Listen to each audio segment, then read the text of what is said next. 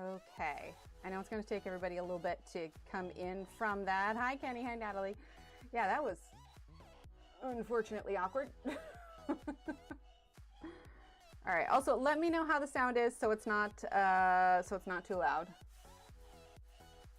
I might have just been talking a little bit too animatedly. Sorry, I'm just making sure everything's all set now. Oh, hi, Michelle. Oh, Michelle, did you see your square update? I was going to let you know, because you chose the gray one, it is flat on the back. So if you want a name on there, I can use a little Sharpie and add a name. So just let me know. Sounds good? Okay. Okay, no worries. All right, welcome back all. Oh my goodness. Anyway, let me know and I'll put it on my little note here. Well, you gotta love technical difficulties, right? Never a dull moment. Make sure I'm on live chat. Yes. Okay, we're good. Zeus? Okay, perfect. Let me write that down. Michelle Zeus. Okay. Wait, is it E-U-S? That's what it was. V-E-U-S. Oh, you know, you might have told me that last time and I made it. I did. I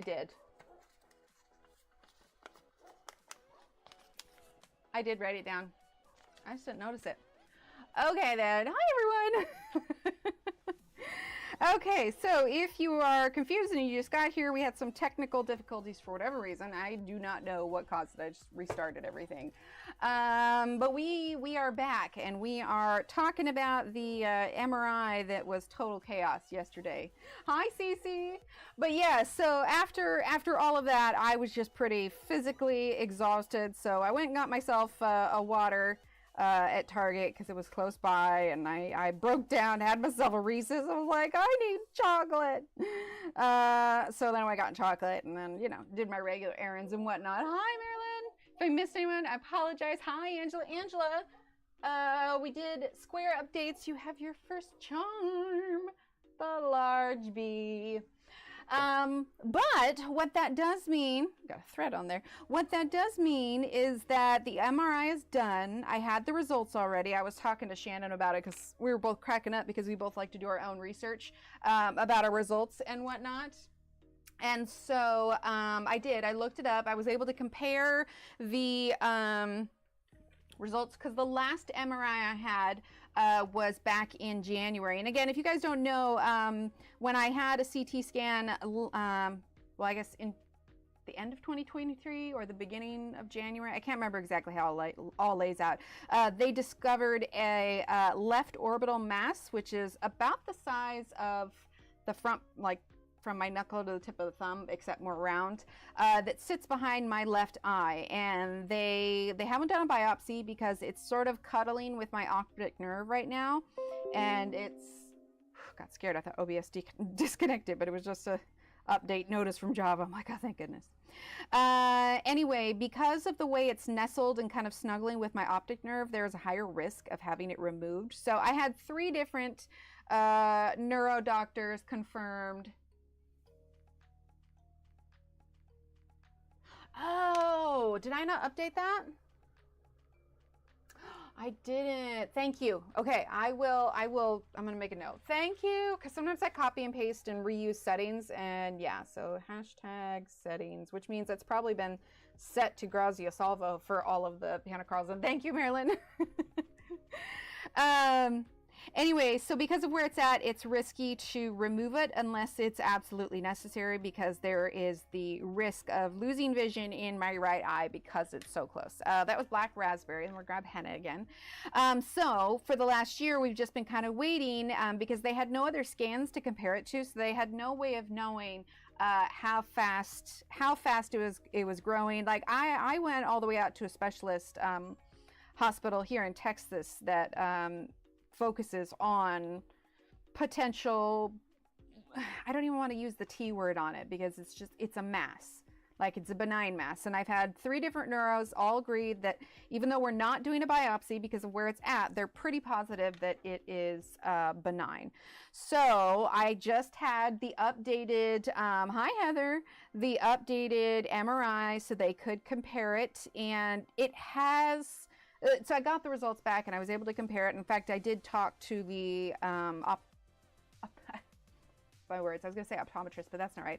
Ophthalmologist yesterday, because for me to go all the way to the specialist hospital, especially since we've moved, between going there, getting the scans done, paying the hospital fee, doctor fee, hotel fee, the gas or whatever, it ends up being about $1,500. And well, eggs are expensive. So we're monitoring it here in town, where it's a fraction of the price for the scan. Let's see, where did I put my, there's, get the brush, for the scan. And then if it turns out that it is more serious and we need to remove it, then that's when I'll go back to the specialist hospital, because that's literally what they have skill in, is removing these specific kinds of masses. So anyway, the results came back, I compared the two, and it has indeed grown, but not a ton.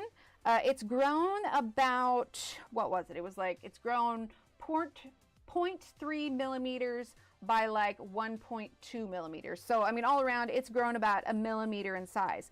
Does it grow a millimeter per year? I don't know. Like, it's hard to say, like, I could have had it my entire life, and at one point it grew rapidly, or it's just been growing slowly and speeding up now.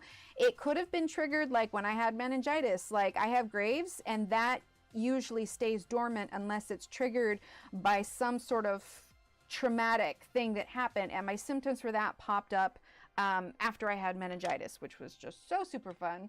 0 out of 10. Do not recommend. Good rock out. Recommend.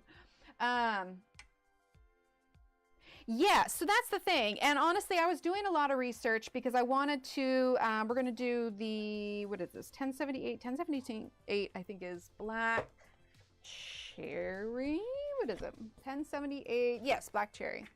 So I was like trying to figure out, because I wanted to ask the right questions, you know, like I want to get as much information as possible. Now I'm seeing my regular doctor next week, and so I was thinking about bringing the scans with and getting a second opinion. The size is small, but important in relation to, yeah, so what made them think that it was benign wasn't necessarily based on the growth, but it was based on the shape. I've debated a lot about showing you guys, which honestly, if we were all in a room together, I probably would show you the scan, because it's actually really, really clear, the shape and where it's at.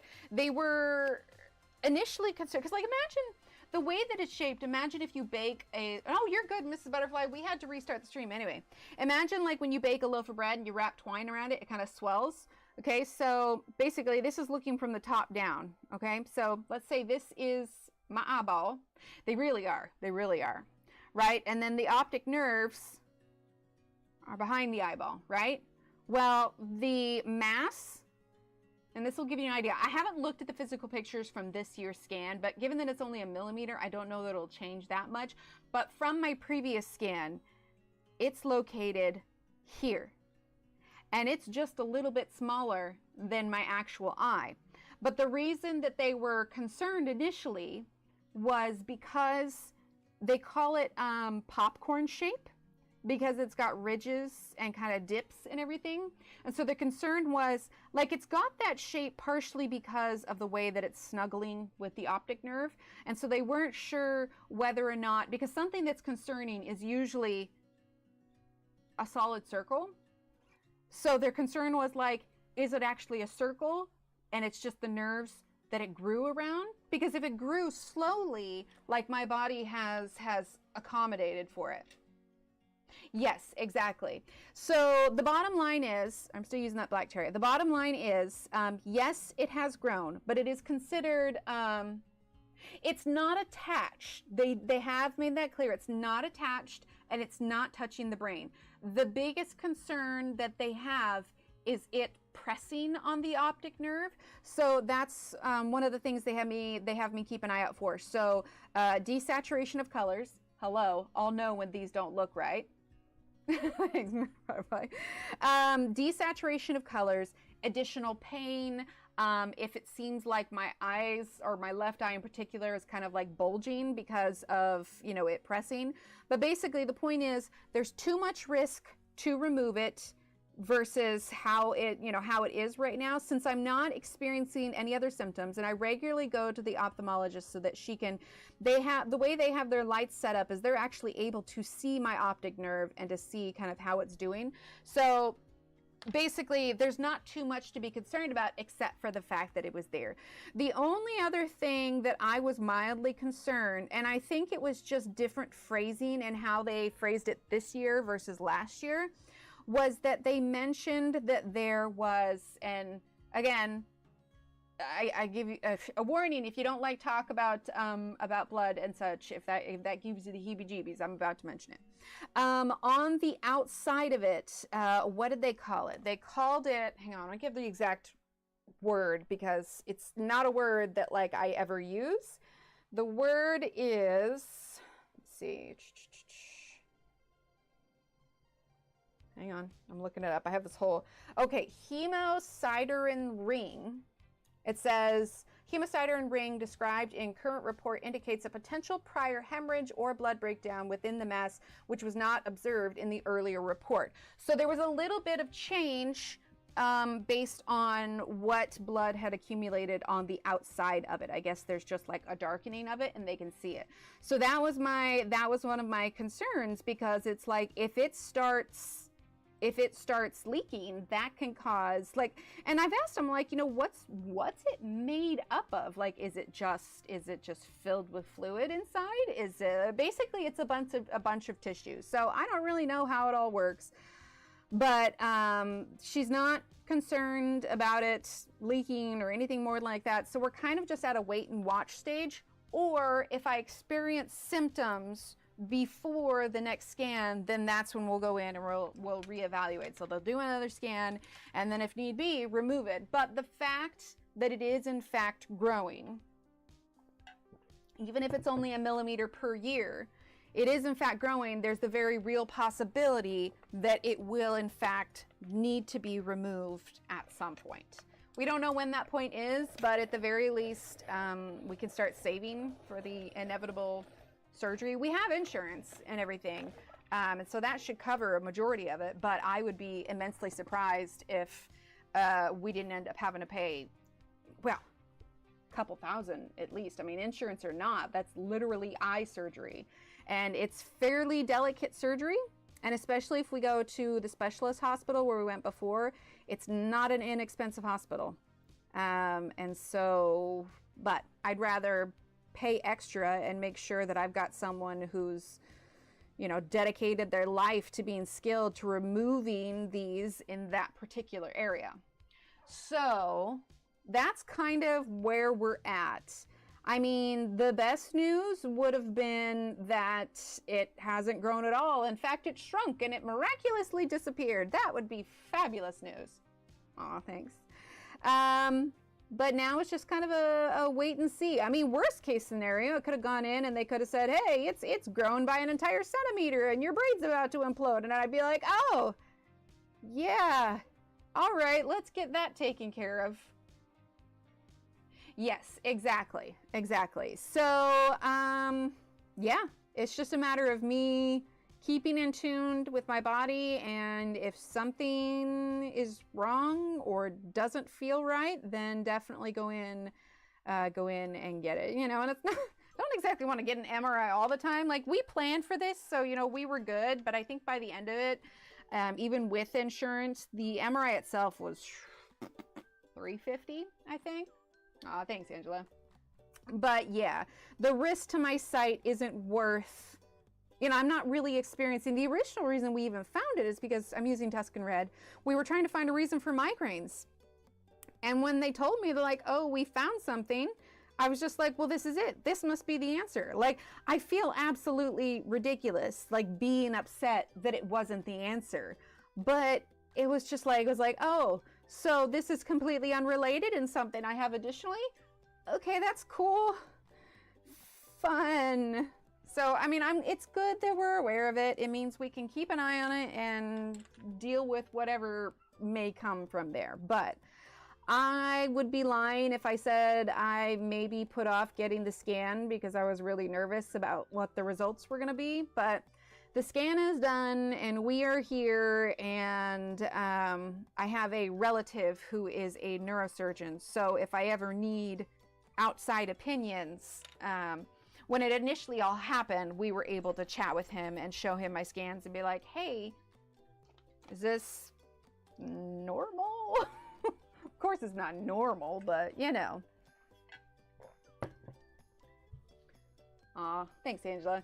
Well, and that's the thing, is I also feel silly like making any kind of deal about it, because I'll tell you right now, like, probably most of you can guess based on where I'm at and the notoriety of it, but let me just put it this way.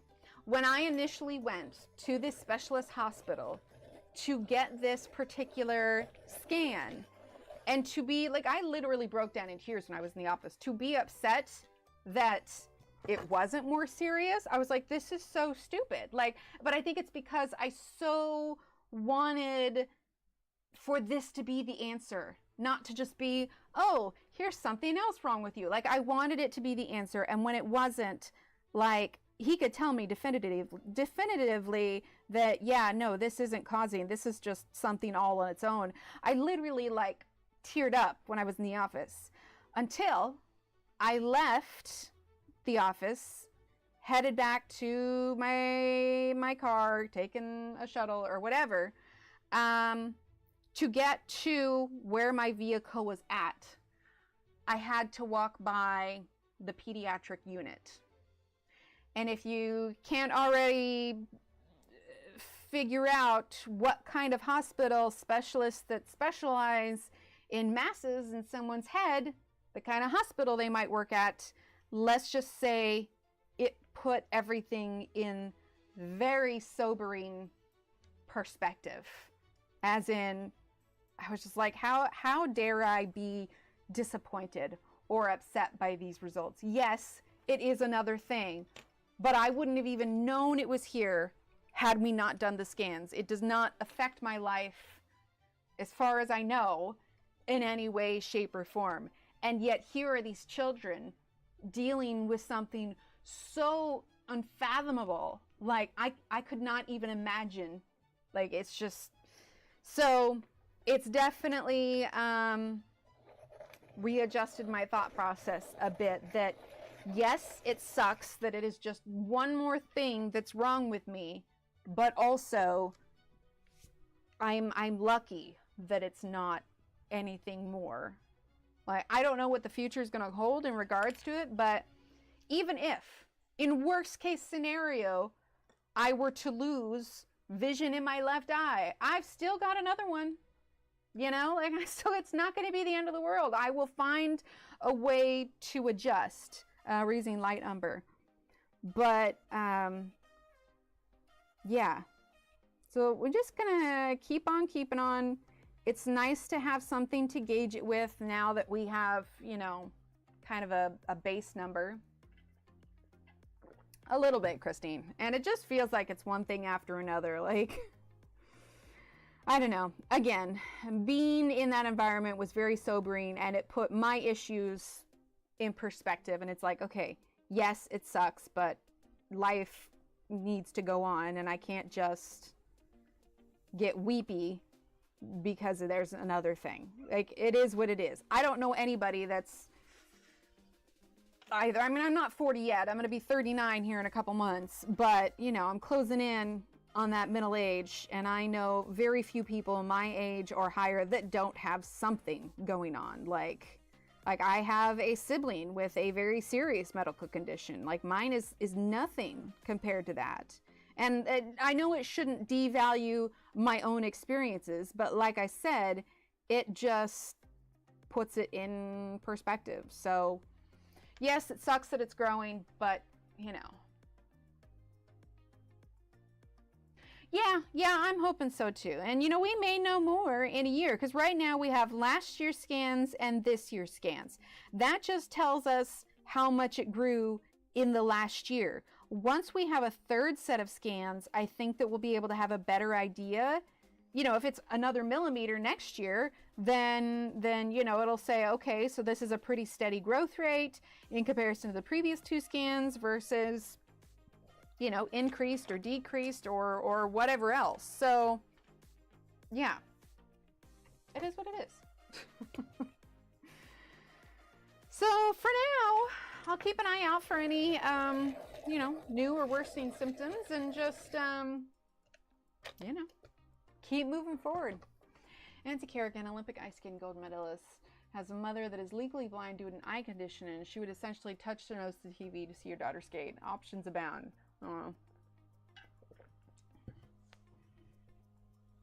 Yeah.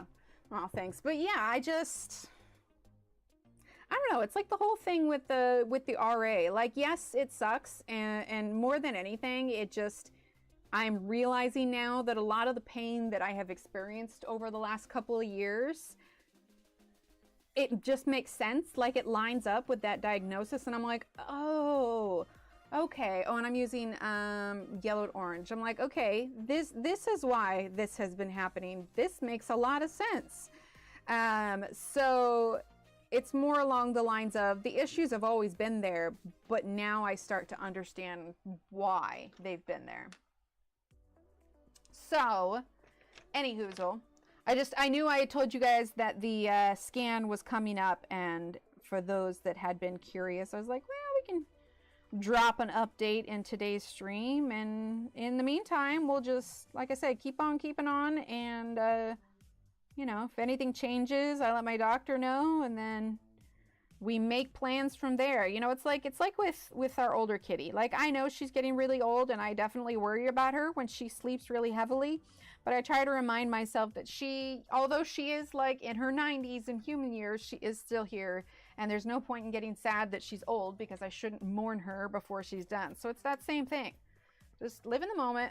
We'll cross that bridge when we come to it. Of course. Well, you guys have kind of been here through all of this. I mean, you guys were here when I initially first found out. That was a rough, like, I don't even know which stream that was, but I definitely broke down on stream, and that was a rough week. Let's do brown for these spotted ones, because they did the scans, and, you know, we didn't know the answers or anything. Like, I think I told you guys, too, that, like, when the lady called me about my initial CT scan. Where did I put my little handheld sharpener? Oh, there it is. She told me, she's like, we found something. Hi, 40. She's like, we found something.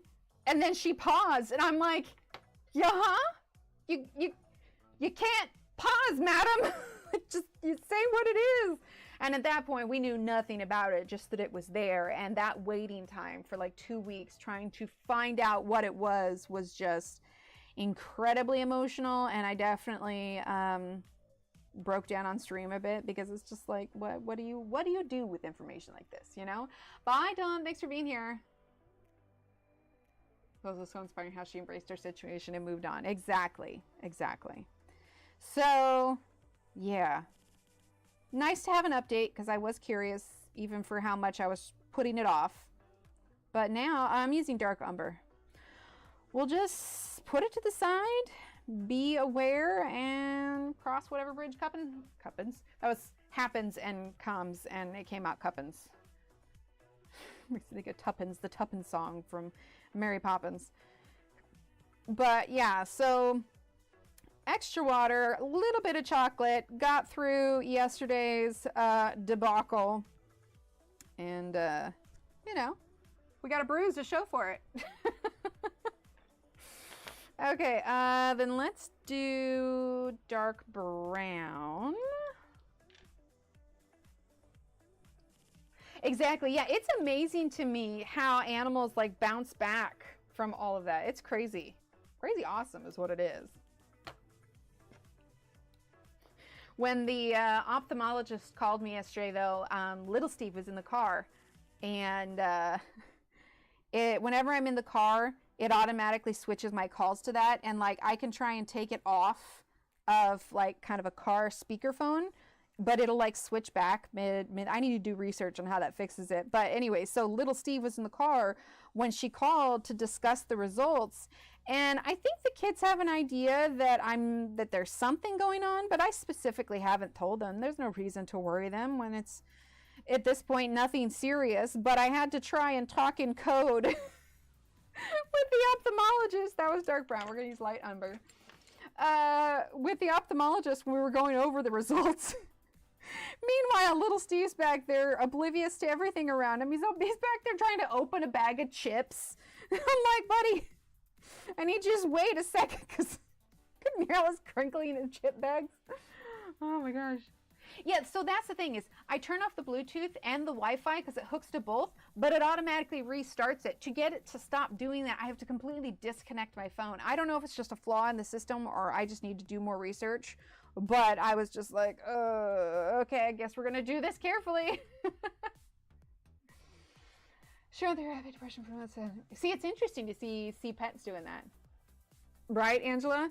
Yeah, and well, for him especially, because anytime they've talked like in science or in health class or whatever, and they talk about, you know, the human, I think they did a unit on like the vascular system or something like that.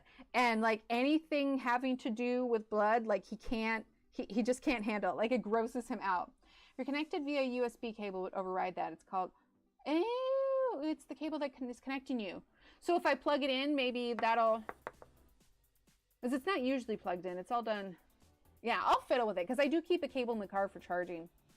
The hospital last week and they moved my, removed your, 40, how did that go?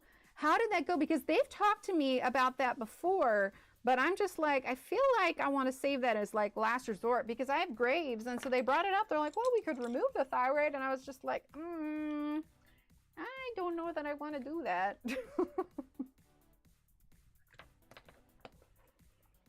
All right, so we're going to use the blender here. We're not going to do all of this because it'll take us a while. So what we're going to do is we're going to do enough, like probably this section, and then we'll do the background. And if there's time, then we'll come back and work on this. But I'll probably end up doing the right side off stream. Depends on the car. Many have a phone link that charges your phone. It also serves to connect car to phone without Bluetooth. Ah, gotcha. Was Kara in here? Wait, why don't I see Kara? Am I just missing it? Oh, Kara Marina's right. I was looking for Kara Greg. I'm like, wait a minute, I don't see your name. Hi, Kara.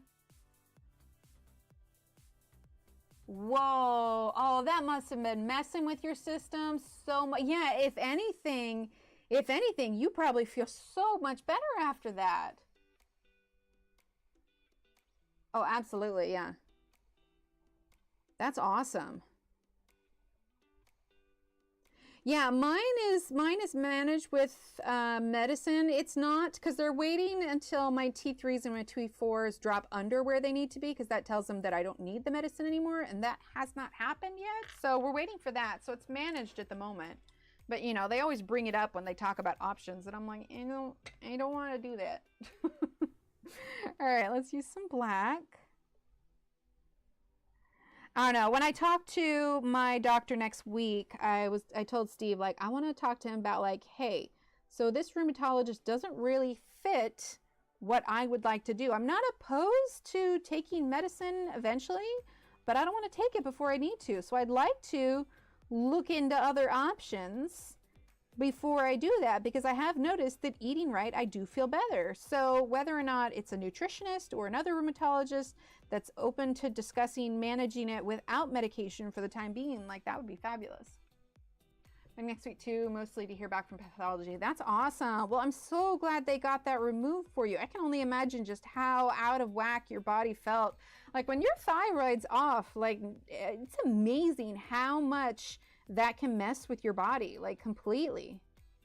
Especially if you have any, like, other autoimmune conditions to go with it. All right, and then dark umber.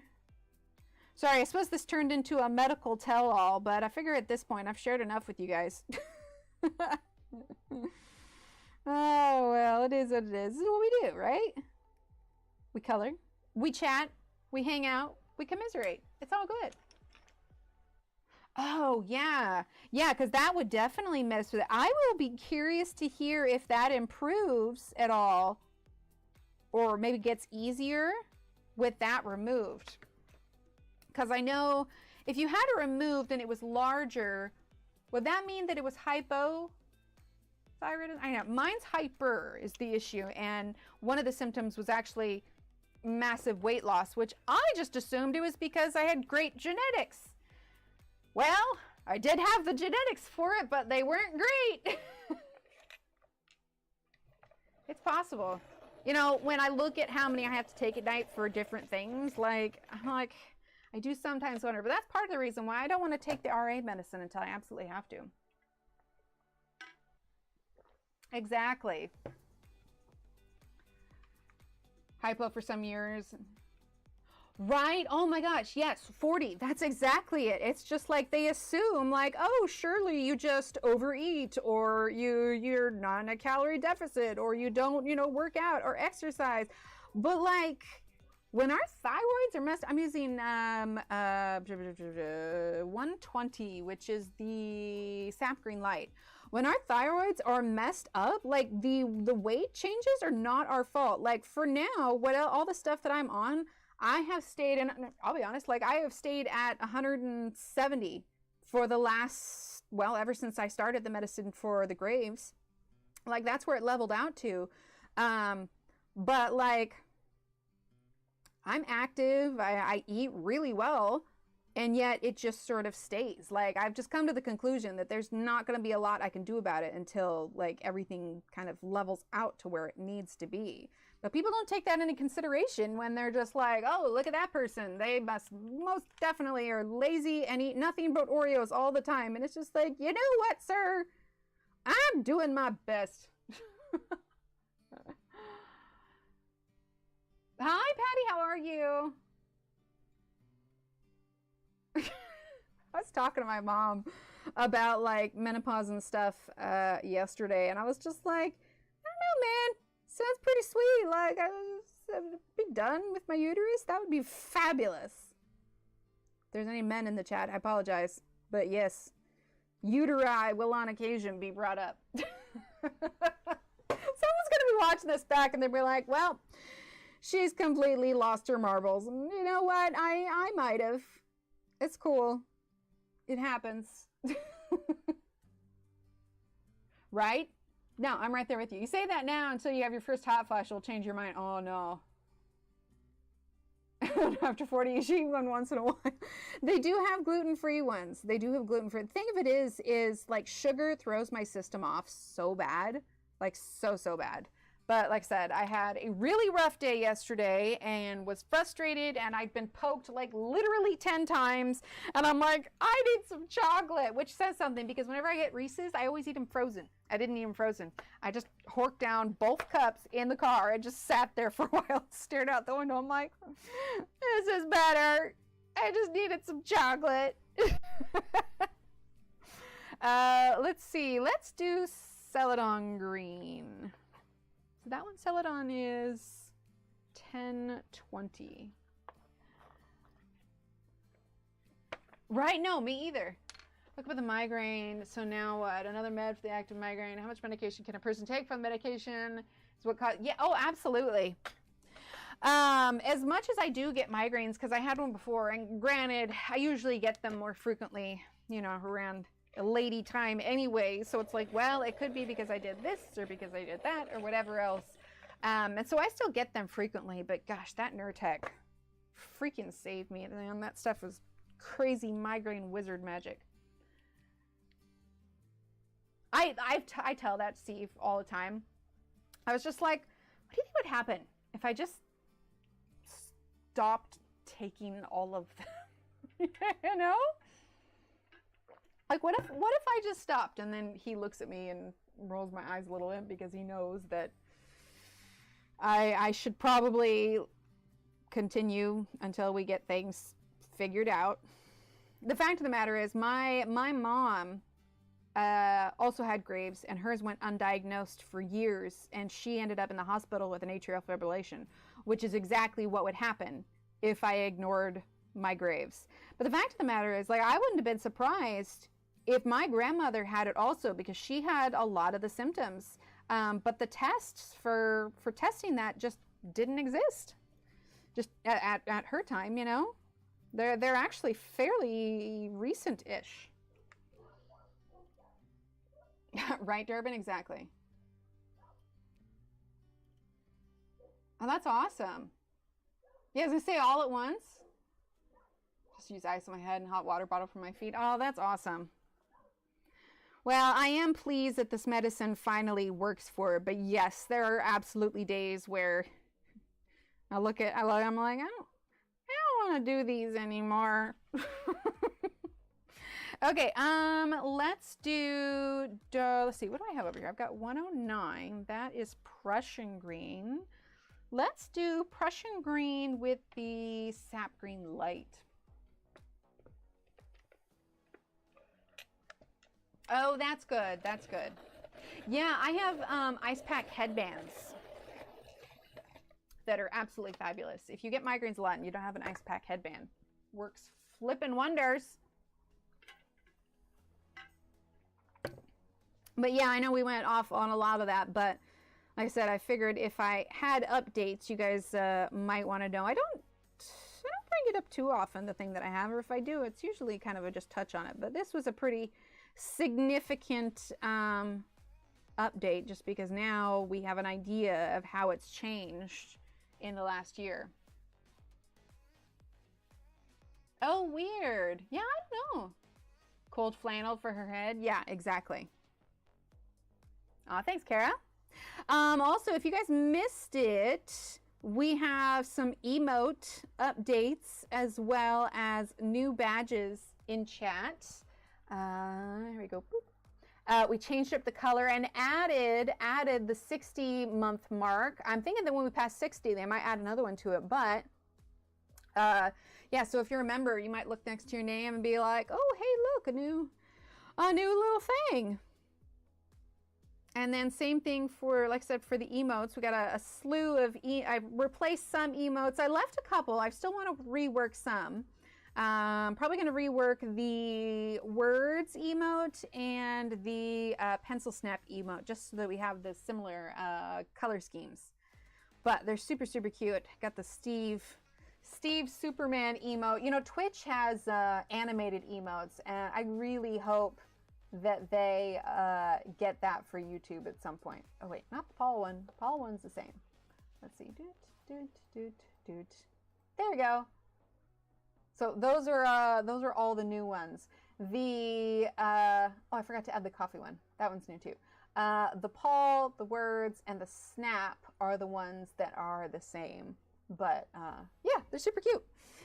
Super, super cute. I was pretty pleased with them. I've been wanting to update them for a while, and then yesterday I finally was just like, yep, we're gonna do this.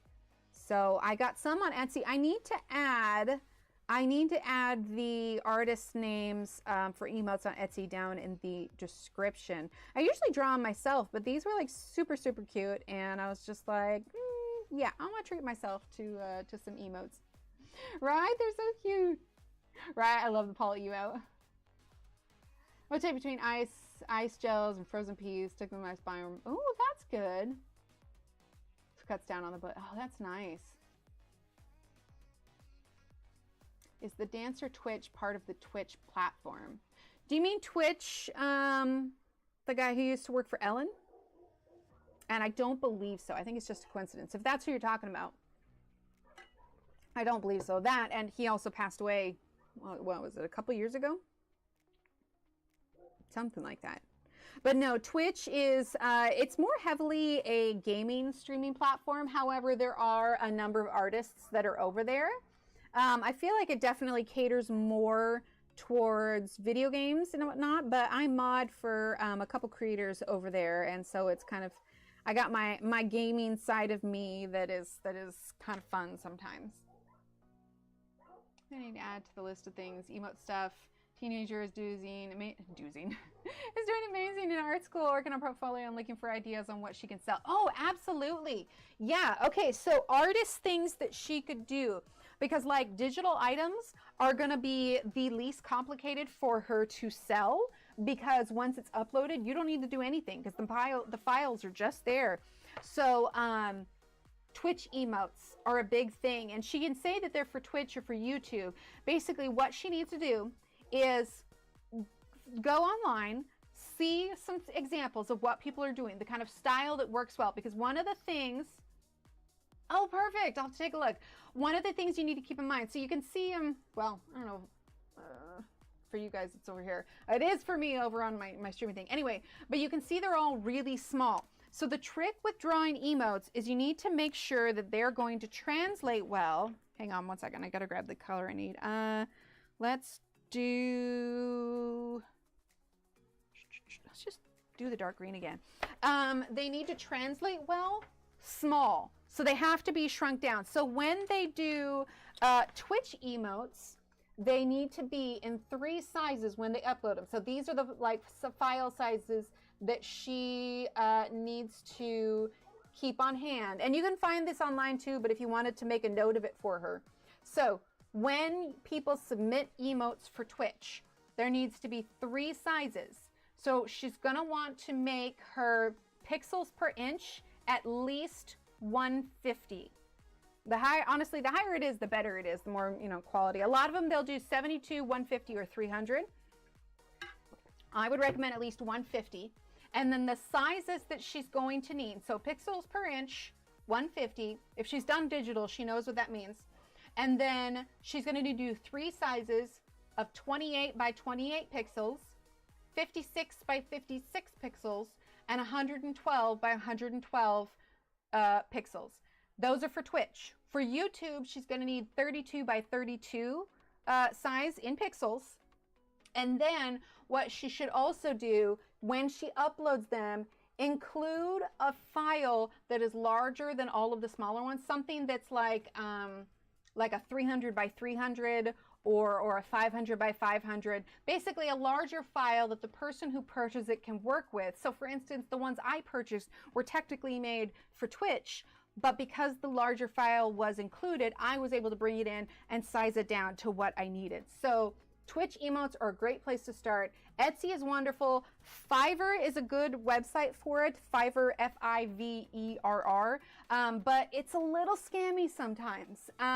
But like the people that I got my emotes from on Etsy, they've made a lot of sales. And yes, Etsy does take a cut, but honestly, once she has them done and up there, she doesn't need to worry about maintaining it in any way.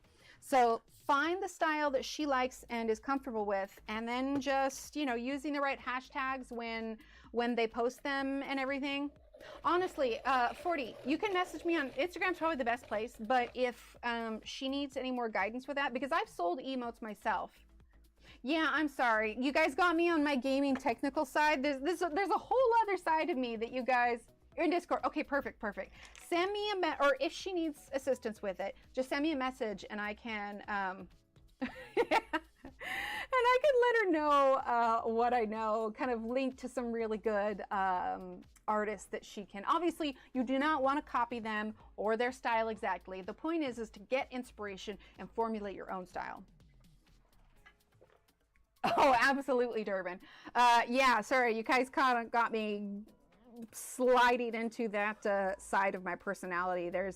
It's where technical meets art. Oh, absolutely. And so when she starts up her shop, like I said, it's going to be great because once she puts it up there, she doesn't have to think about it. So the key thing for her is going to be using the correct hashtags within the post, which will allow people to see it. And then if she's got like other social medias where she can post her stuff, like that's really good too. If she already hangs out on Twitch, it's, sometimes connections through there can help get your stuff out there. But yeah, Etsy is a great source for it because people will just search them like I was, because I was looking for very specific ones. And yeah, we'll pull them up. To be fair though, like I feel the same way with my kids sometimes. Like, I don't know why math has got to change in the way that they do things. We were chuckling though because they had their standardized testing. They definitely test a lot more than they did when I was in school, but most of their testing occurs online. And so we were trying to explain to them yesterday what scantrons were. What scantrons were, and they're like, wait, what? I'm like, yeah, we did it all by hand. Like, we didn't do computers. Like, we had the scantron and you filled in the bubbles, and then there was, if there was a written part, you had to handwrite all of that out. Like,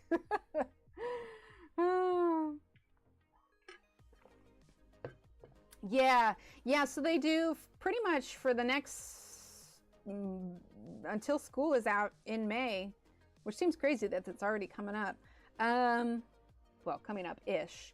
They have, I think, they're testing like once a month or something. What I usually do to help the kids get through it, because it is like, I haven't told you guys exactly ages, but let's just put it this way. Little Steve is definitely little Steve, and he's a little boy with a lot of big energy, and basically they had to stay in the classroom all day. It was just, there wasn't recess, you know, there was some activity time, but it was kind of a closed time. They had lunch in their classrooms, and so he basically had to stay put all day. By the time I picked them up from school, he was so wired because he wasn't able to. I'm like, all right, so should we go run some laps? Well, yeah, we never were able to. Are they allowed to use calculators now? Right, Michelle? Test before 8th grade, practice tests, and then usually exams last year before they let loose in the world. Yeah, no, there's tons of standardized testing here. It's kind of crazy. And I just feel bad because they just hate it so much. So much. And so, yeah, usually for little Emily especially, because, again, not to toot my own kid's horn, but, you know, toot. She's incredibly smart. She's incredibly smart. And she does a lot of advanced things at school. And consequently, she is usually like one of the first kids done with hers. And it's not that she rushes through and doesn't do a good job. It's just not that difficult for her. And so what ends up happening is she actually ends up, what am I using? I'm using Kelly Green, and let's use it here on the dark green ones. She ends up reading for the rest of the day, and otherwise she's just so bored. So what I'll end up doing for her is I will get her a new book so that she has something, you know, she's not like bored reading something she already has or whatever. And so the one I picked up for her, she loves graphic novels, but she goes through them so fast, and I wanted something that would keep her occupied for however many hours she just had to read that day. And so I got her a book called, I think it was A Horse Named Sky. It's part of a series, but it was a hardback like chapter book. She opened, she's like, how many chapters? She's like, there's, I don't know, like, oh, I just hit the mic, sorry. Like 24, 32 chapters, whatever. It's a decent sized book, but she just devours those graphic novels so quickly. I'm like, I need to get her something that is going to keep her occupied during that time, rather than just like blowing through it and then being like, well, what now kind of thing, you know?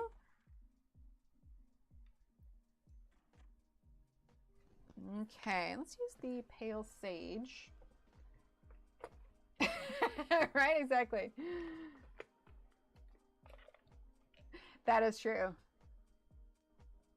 To know she exists. No, little Emily was actually, she was asking me, she's like, can I just skip the next grade? Because she's in advanced classes. She is. But, like, she hates the schoolwork and hates the kids because the kids are awful. But it's just that she's just entirely too smart. Entirely too smart for it. And so she's like, gets done and she's bored. So short of pulling her out and sending her to like a private school or something, it's just like, well, that's what we in private. Yeah, if there was the funds to do that, we would probably do the same thing. Just because like she needs the challenge. We're using the why am I not remember her name? Pale Sage. I was thinking like pale green light. I'm like, that's not it. So yeah, if there were the funds for it, we would definitely do that. But I remember talking to a friend of mine who sent her kids to private school, and she told us how much they spent for this particular school. And it was like, what was it? It was 10 grand a year. At the time, we lived in an apartment, and what the monthly payments would have been to send her to school was more than our rent. And I was just like, whew. Okay then. Fablehaven. Oh, I'll write that down. Yeah, because she does. She definitely does. She's also, there's some really cute kind of manga books that she likes. One of them is like about a princess who likes to make like food, and it's just something that's like cute, but she really likes that. Okay, so what is, let me see. Let's see, Fablehaven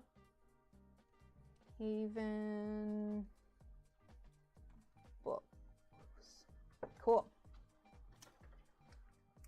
Let's see, I just got Hannah Daydreams book, so I'm going to have a go at the portrait with the little wings. Oh, yes, absolutely. Oh, tag me when you're done. And they actually went to a private school for pre-K and kindergarten up until COVID, and we did, in fact, we qualified for the scholarship for it. That's the other thing, though. I think if I knew for sure that it wasn't going to be a struggle, we might look into doing it. But the other issue is, I just realized I put some of this pale sage green on areas that shouldn't have been. Uh-oh, we'll update it. Anyway, I asked her because every year in January, they open up in-district transfers so you could send the kids to a different school. And she has definitely been struggling with bullies a little bit, but she is starting to kind of find her niche and what she likes to do and what she's interested in. And she's got a pretty decent little group of friends now. So I asked her, I was just like, you know, are you miserable enough that you would want to try going to another school? And she just said, no, absolutely not. Yes, Mona, that's exactly it. Because we told her, like, no, we're not going to do that. Because I think what she thought meant that if you skip a grade, you don't have to go to school for a year and then you just go back. And I was just like, no, hon, that's not how it works. If you skip a grade, like say you're in 8th grade and you want to skip 9th grade, you don't just get to sit around and wait until, you know, 10th grade gets here. Like you still have to go to school every year. And that's the thing, it's like, I would rather the schoolwork be a little bit easy for her than for her to struggle socially or even feel overwhelmed, because there's a fine line between challenging them and having it be too much.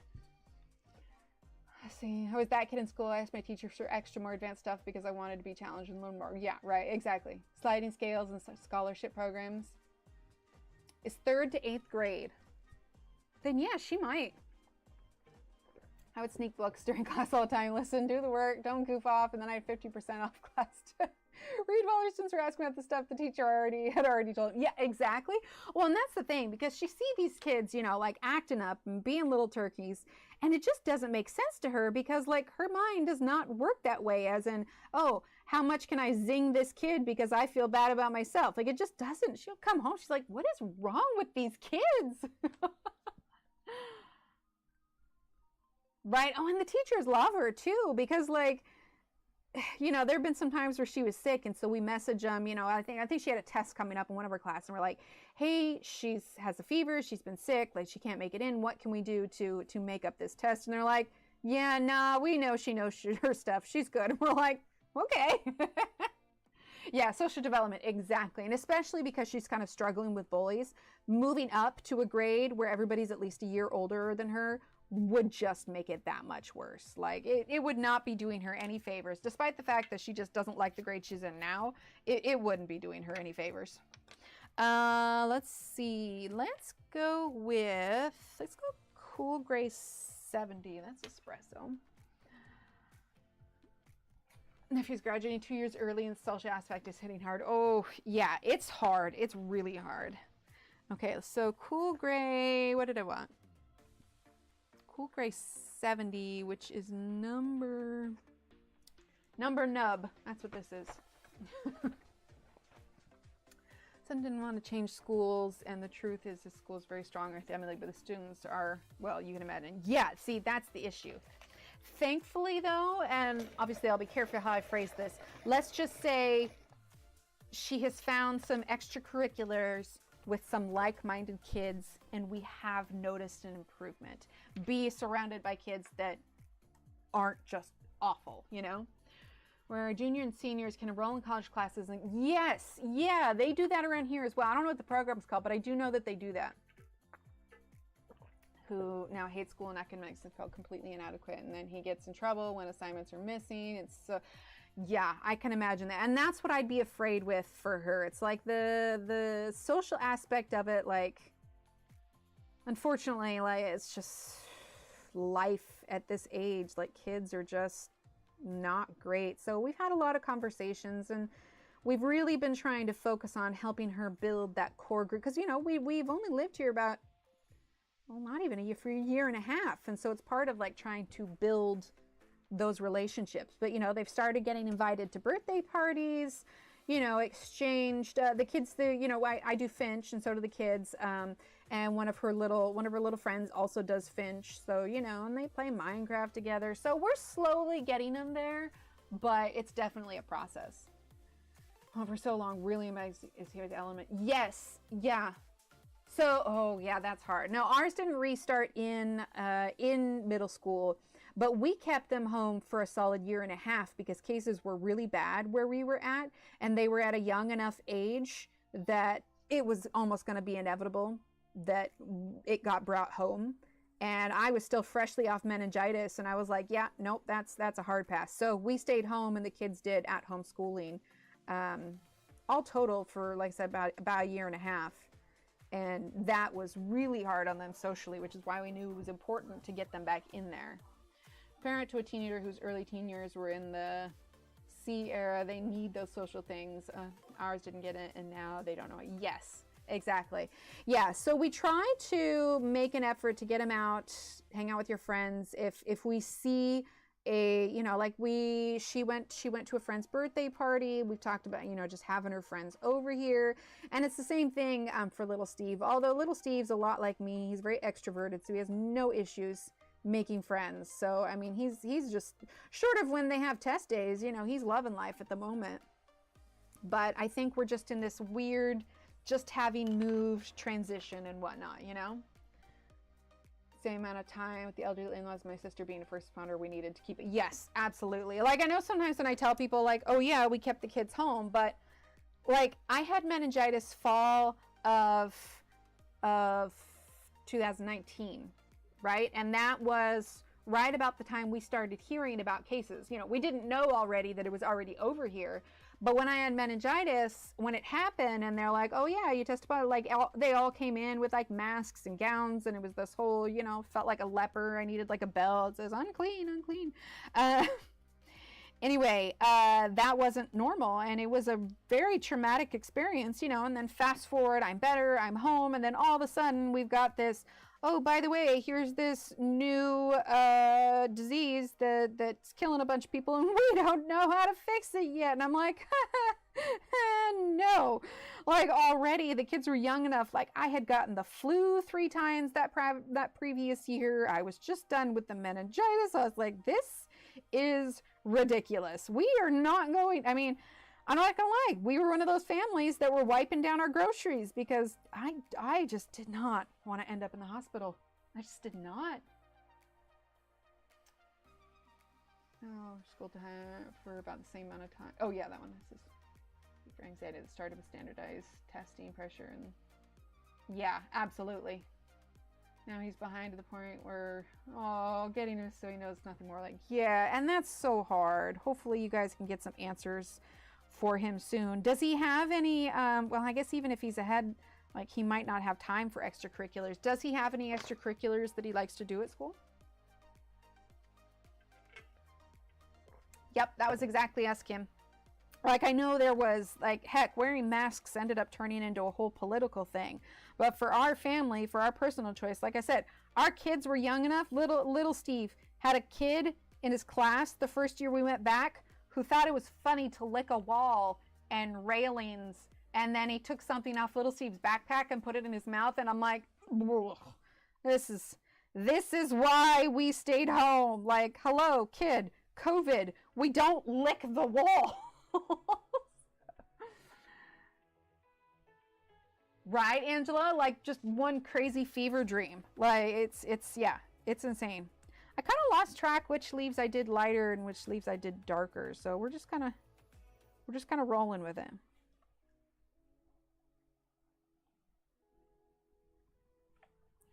And then when the kids are actually sick and we go into like the doctor or urgent care, like, we keep masks in the car so that they can wear that when they're actually sick.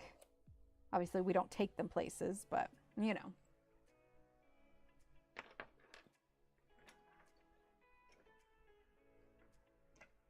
Yeah, see? Well, like I said, we're working on cultivating those friendships with her so that she feels like she's got, I'm using Henna, a little bit more support, you know? time is it anyway? It's 11:34 already. Well, we could always go just a little bit late. See, what's today? Today is Wednesday. Oh, there's nothing until Angela streams. Oh, actually, Angela, are you streaming tonight? I know that I was listening in Shannon's streams yesterday, and I think she mentioned that you're, I can't remember. Are you streaming tonight? There was something. Look, guys, I'll be honest. Some days I can't remember if I put on deodorant or not. So don't take it personally. Well, no, not you, Angela. I guess I did jump from talking to you, Angela, to talking to said other Angela.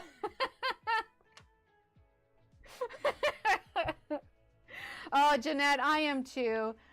She had a thing that she went to, and I wish I could tell you more about it, but let's just say there were a lot of like-minded kids, and they all really liked her.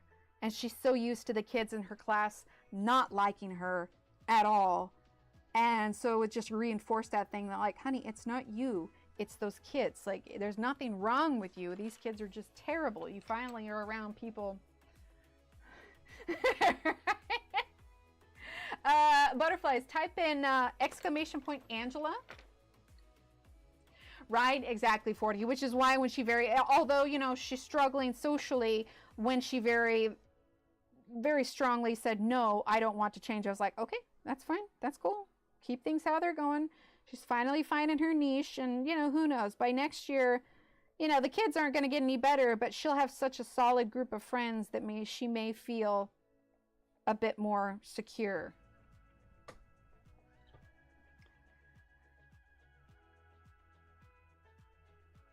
You've never caught it? We did end up having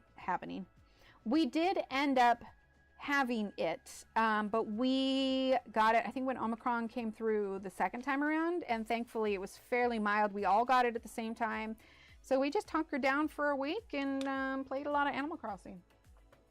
3 times. Oh my gosh. Angela, I didn't see your response. Are you streaming tonight? I don't recall. Either way, if you guys aren't following Angela, you should. They really can.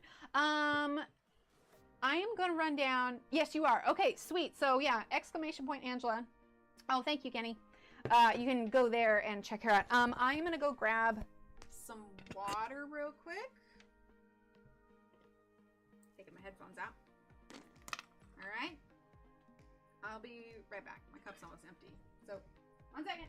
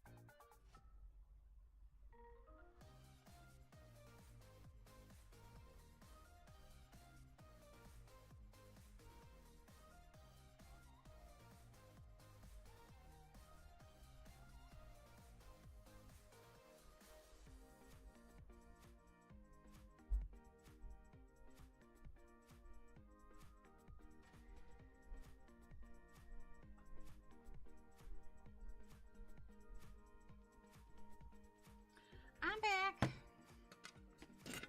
This is me putting my mic back on.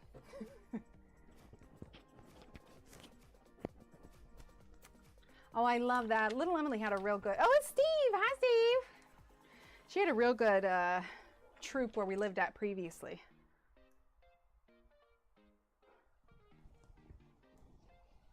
Or having your house painted. Nice. Oh, wait. I missed some stuff up top. Hang on.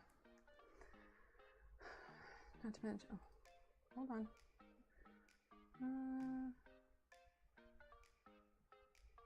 One of my plans. Wash down groceries, yep. Left things in the garage for 3 days. Yep, exactly 40. Same, Jeanette. Let's see. I find where I was.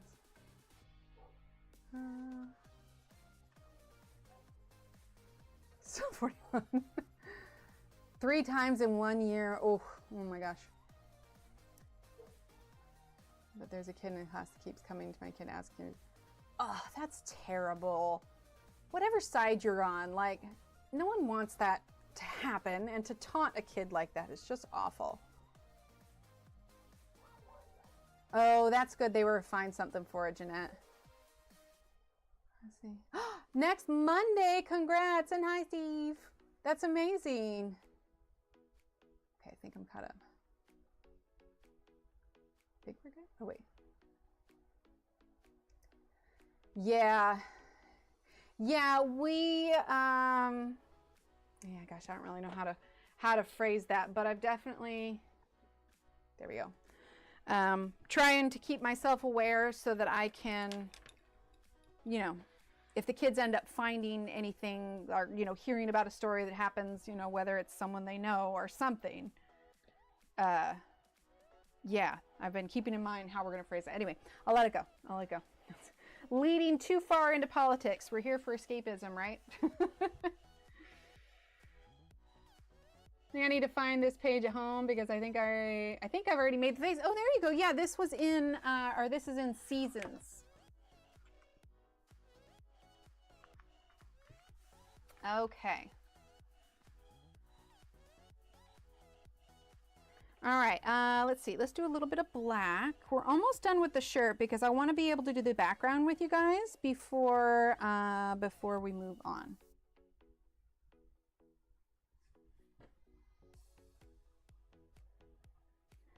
Yeah, I try to, you know, try to keep it non-politics, but I'd be lying if it has not been weighing heavily on my mind as of late, but we'll leave it there. Maybe one of these days we can do a, we'll do a, like one of those after dark streams, but instead of talking about inappropriate things involving things, like, all right, politics after dark. No, I don't think I could be ready for that because if heaven forbid it did like go nuts, like I don't think I'd ever do well if anyone ever like sent me horrendous messages. I'm like, nope, we're gonna not. Hey, how's everybody like ice cream? Oh, crud, no, that could tie in with it too. How about these colored pencils? Aren't they great? So fun, so awesome. Let's see, B, hello. Sounds good. Thanks for lurking. Yeah, no, you're good. We have the chat and Discord with no names. Yes, exactly, Marilyn. And if I need to, I stay off of news sources and social media. Okay, so all of this is going to be the same. We're going to do a couple like this leaf here and this band here so we can see how to do it. And then if you're following along, so we're going to do this little small section here and then we're going to do the background because like I said, I want to do that with you guys. I don't know if I have my heat gun out, but I don't think we'll need it either because we're going to be using gouache for it. All right, so for this leaf here, we're going to start with dark green. Dark green.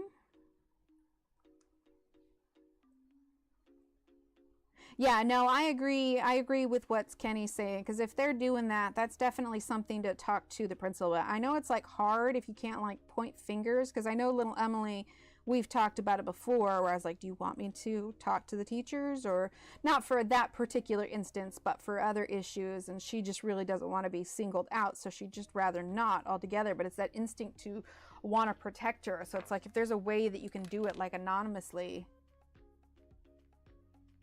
because it's just, yeah, it do be hard sometimes.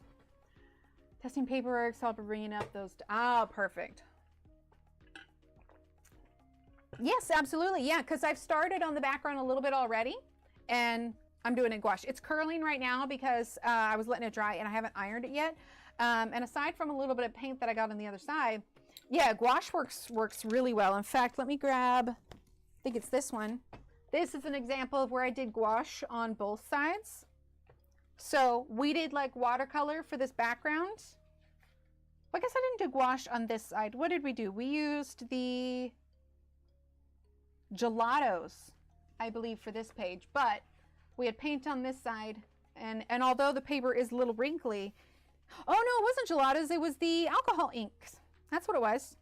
Yeah, so we did alcohol ink. So it was both wet mediums, and the page is a little crispy. Yeah, distress inks, like, which drawer did I put them in? Like these. These are the Tim Holtz. These are small ones. These are bigger ones.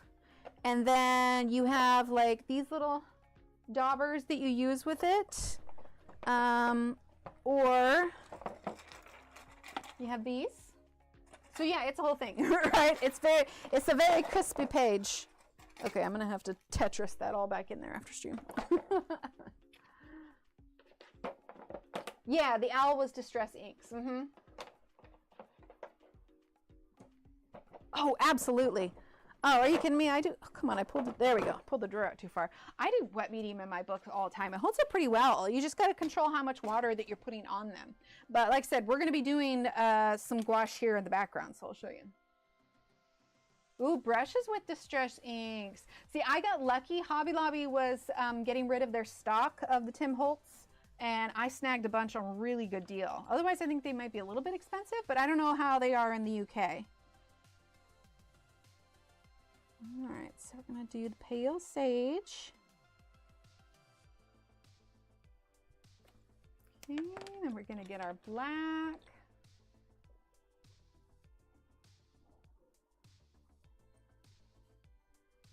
So I want it to be kind of as dark as like these ones are.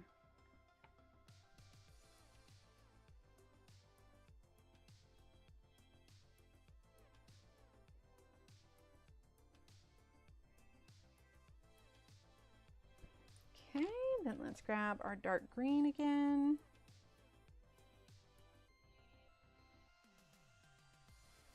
And we'll grab pale sage. Yeah, that's not too bad. Actually, I kind of want to mute it just a bit. Let's grab our cool gray. How long can inks be put away and still work? I think as long as you leave the lid on. I haven't had any of them dry out, if that's what you mean. And I've had these for a couple years at least. I think as long as you take care of them, they should be fine. Let's see. Let's do this one. This is Cool Gray 50%. Yes, yeah, he also has a website. In Denmark, yeah, maybe Amazon. Yes, it doesn't do much of a deep color for sure. Unless you just do a ton. Oh yeah, that does seem, what was mine? Do mine have tags on them still? Like I said, I got mine on clearance. Might have taken the tags off. But I know I got them for a really good deal. Like, at least 60% off. Color water that I've liked for the first time. Oh, I'm so glad. Okay, so we're gonna do the Cool Gray 50%. I'm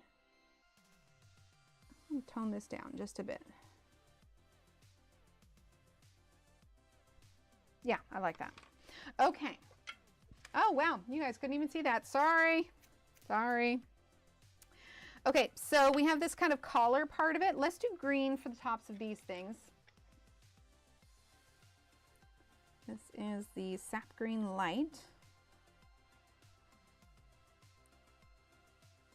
Okay, and if you guys weren't here at the beginning, we did go over Quilt Square updates. So if you are curious about yours, they're up there. We had two, Natalie and Renee are in the finished square category. So now you guys can like start a new square, put whatever name you want.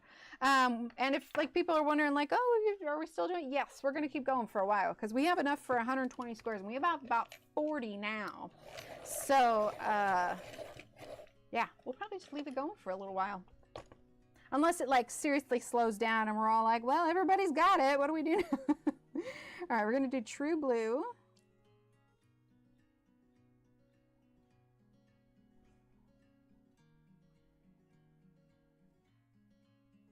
I'll do more of that one later, but True Blue, and then we're going to get Indigo.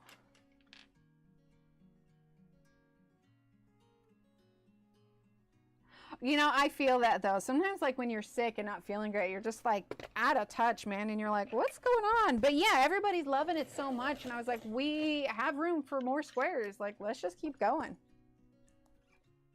Okay, so then we have Dark Indigo. And then let's see.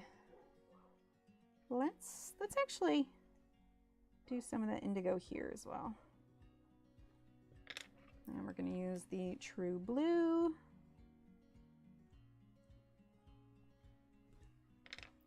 Use our little blendy blend blender. That's fair. That's fair. We'll see. It feels so accomplished when you're able to kind of come up with your own thing. So I am all for that.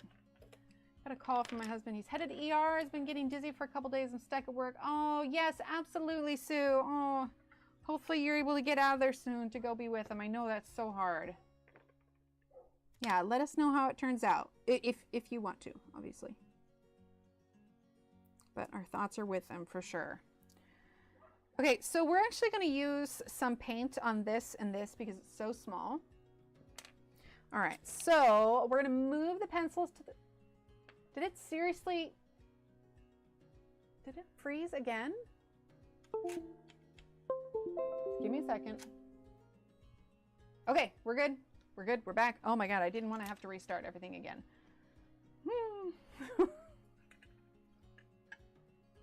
I think I booped a cord. Okay, so we're going to move our pencils and stuff out of the way because we are done with pencil... I was crafting that wreath. There is a random glue stick in with my pencils. As in they won't let you back with the patient. So I sit where I say, oh, I'm so sorry. Yeah, hopefully you get some answers soon. Any more frame charms? That is a good question. I feel like maybe, oh yeah, I've got some. You know what I also realized? I did not realize that these frame charms were actual silver until yesterday when I was updating some of the ones that got some of the first ones. And I realized that because they've been hanging and out in the open, some of the frames were getting tarnished. All I had to do was rub them a little bit to make them shiny again. But I did not realize these were real silver. But as far as frames are concerned, so we've got a Herald, the Donut, we've got the Mushroom Fairy House. We've got Worlds Within Worlds for Kirby Roseanne's. We've got our little previous hype emote. We've got Small Victories, another Worlds Within Worlds, and we have the cozy emote. So those are the ones, here we'll zoom in. Those are the ones we have left for the frames.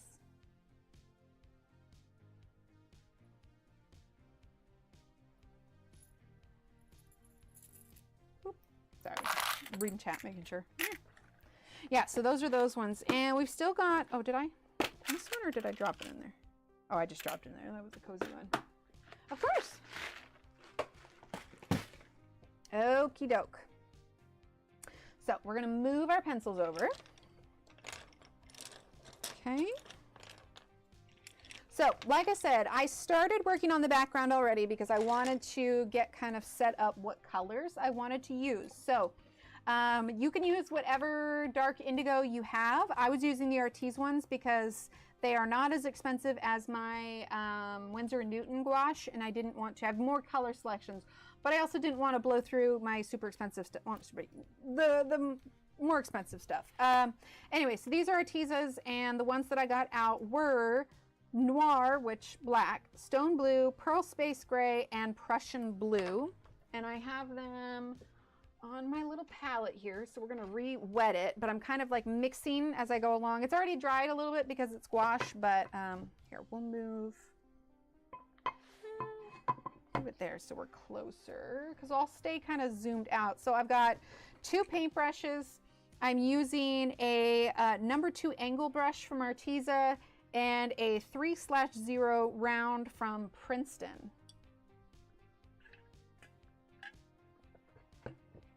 Okay, so we're gonna move these pencils over here. So, like I said, I did some already, but you can see it's a little streaky. So I wanna go in there because I wanna get a real solid color for it. One of the reasons that I definitely saved this for the end is because gouache dries matte, and I knew that Prismacolors can sometimes be a little crumbly when you're doing it. And so I didn't want to get pencil all over it. So I think we'll actually start on the left and work our way over. And I'm not really doing anything too fancy aside from just like moving things around. Sort of butterfly button, yay! Okay, so now real quick, Angela, I think, oh, let's see, because I think I haven't hung up the ones from last week yet. I was gonna hang them all up together. Let's see. I thought I had yours here. Maybe yours is up on the wall. Oh yeah, there it is.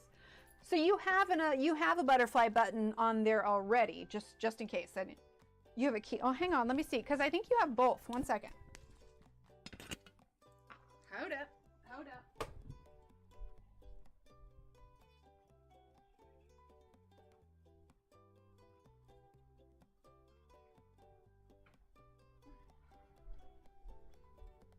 Okay, so this one's yours. You do have the butterfly button and you have a key. So you actually have two on there. You're good. You're good. Here, let me... That way the numbers are all correct. Hang on, hang on.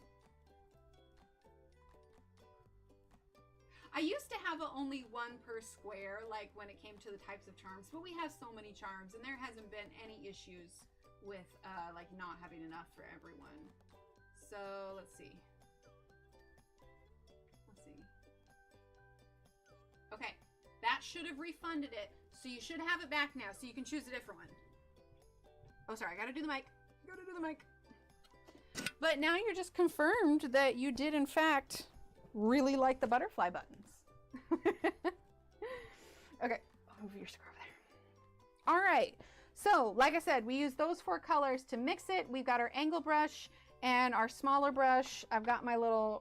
I always keep these rags nearby, and then this is the water I was using earlier, which is why it's already kind of blue, so I'll rinse that when I need to.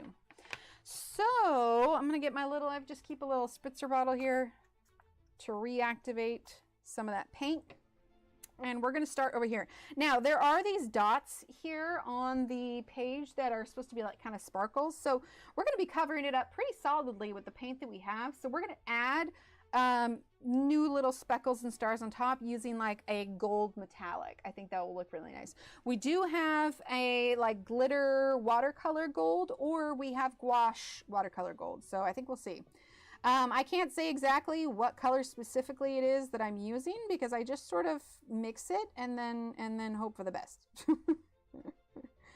Just kind of roll with it. Exactly, they're great. I do have a piece of paper behind. Other things that you can have on hand will be an iron to flatten the page, or a heat gun, which I did not get mine out before we streamed, but I think I'll be okay because we're not like adding a ton of layers on top of it.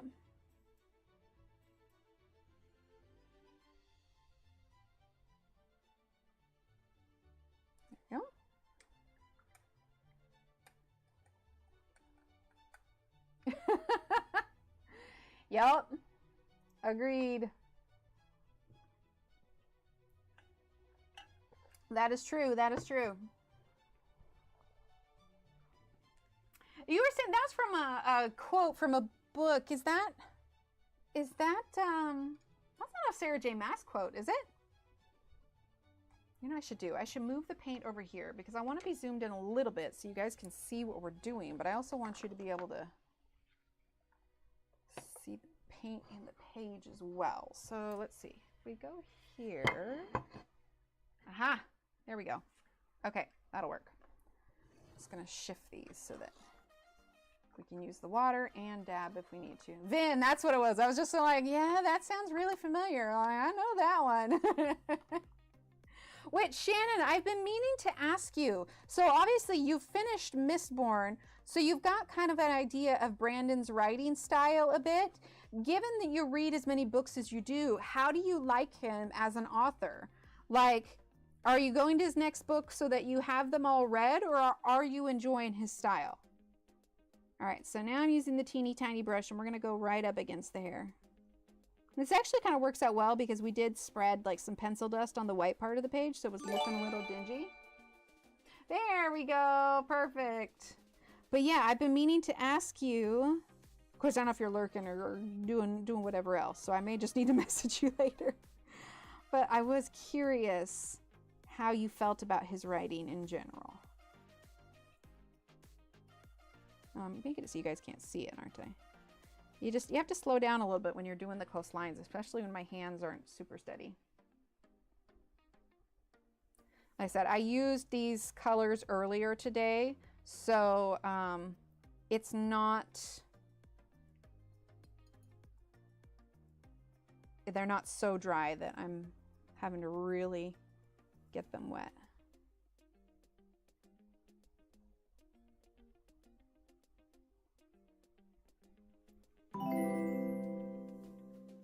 What is his genre? World building? Oh, first of all, his world building is amazing, but definitely fantasy. Fantasy. Some of his books are a little bit of sci-fi. His Cytonic series is fantasy and sci-fi, but mostly fantasy. But his world building is just amazing. He's got one character in his books that usually makes an appearance in all of his books. He's so good. Yeah, high fantasy, absolutely.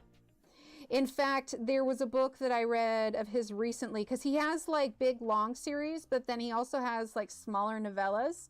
What was it? It was, oh, Yumi and the Nightmare Painter is what it was called. And that one had more of a slightly, not romance in the sense of like Sarah J. Maas romance, but it did have some romance, and it was funny.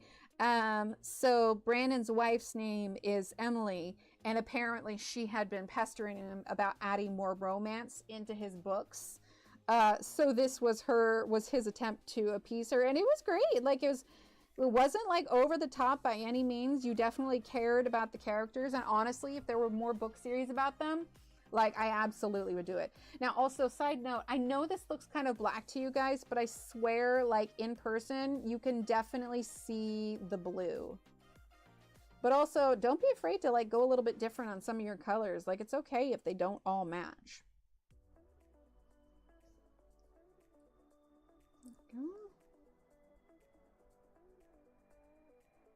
But I do add enough water so that the paintbrush can glide smoothly, because the smoother it is, the less likely I am to make any line mistakes. The nice thing is as of late, and I don't know if it just means my thyroid is starting to level out the way that it should, but I am not having as many tremors, and it's really nice. Like they're still kind of there, and it also kind of depends on what I've been doing.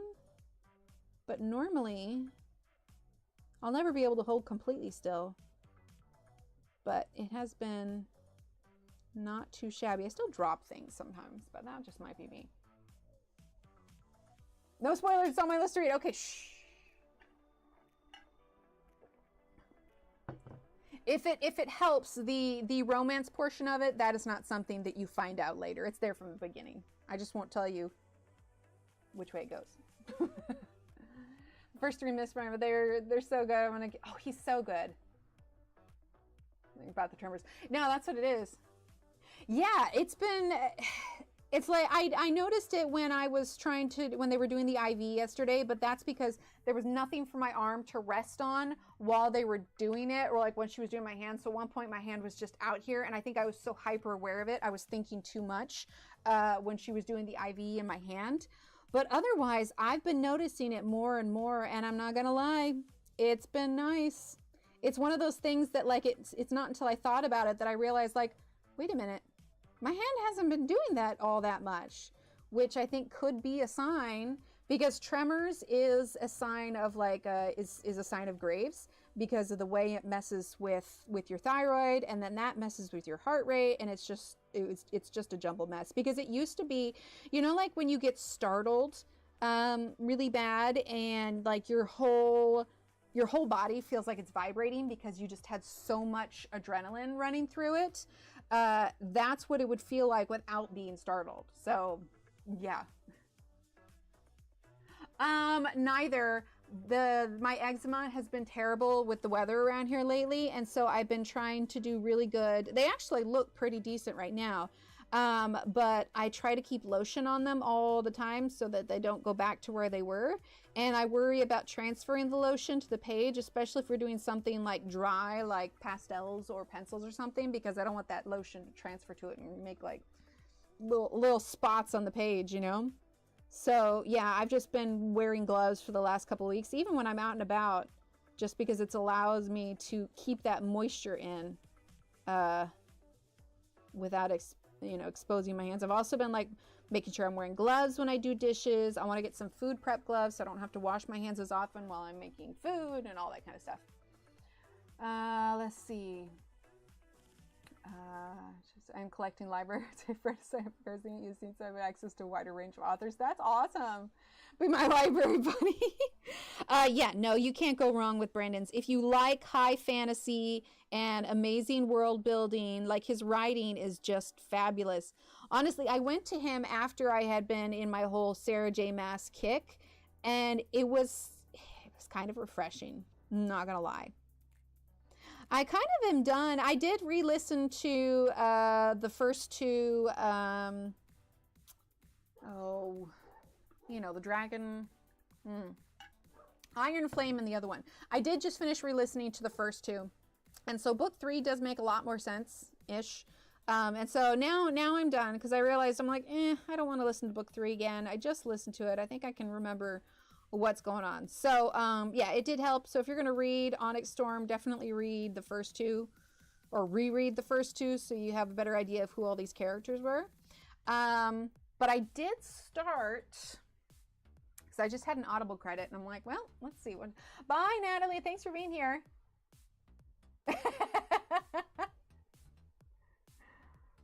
From bracelets, yeah. I like the ones with the longer wrist and the longer fingers.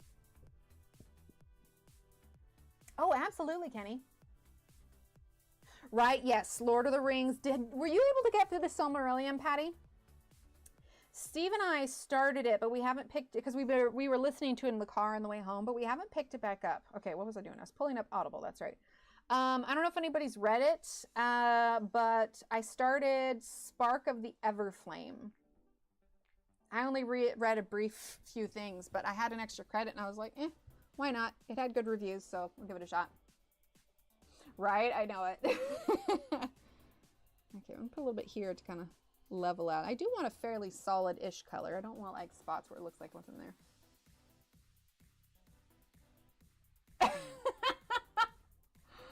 Okay, I'm going to answer that without doing a spoiler. Did you finish the series that says it? Because you're reading Mistborn right now, right? Which book in Mistborn are you in? Sounds good, Angela. Thank you so much for being here. We'll see you maybe Friday or whenever next time. Hero of Ages. Okay. Let's see. Hero of Ages. That's book number 2, right?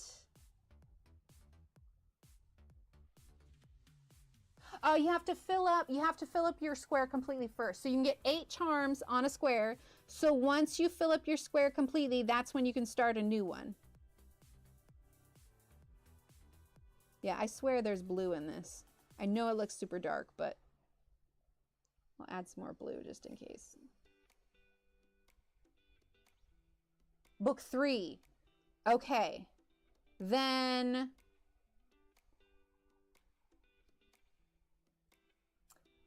I'll say it this way.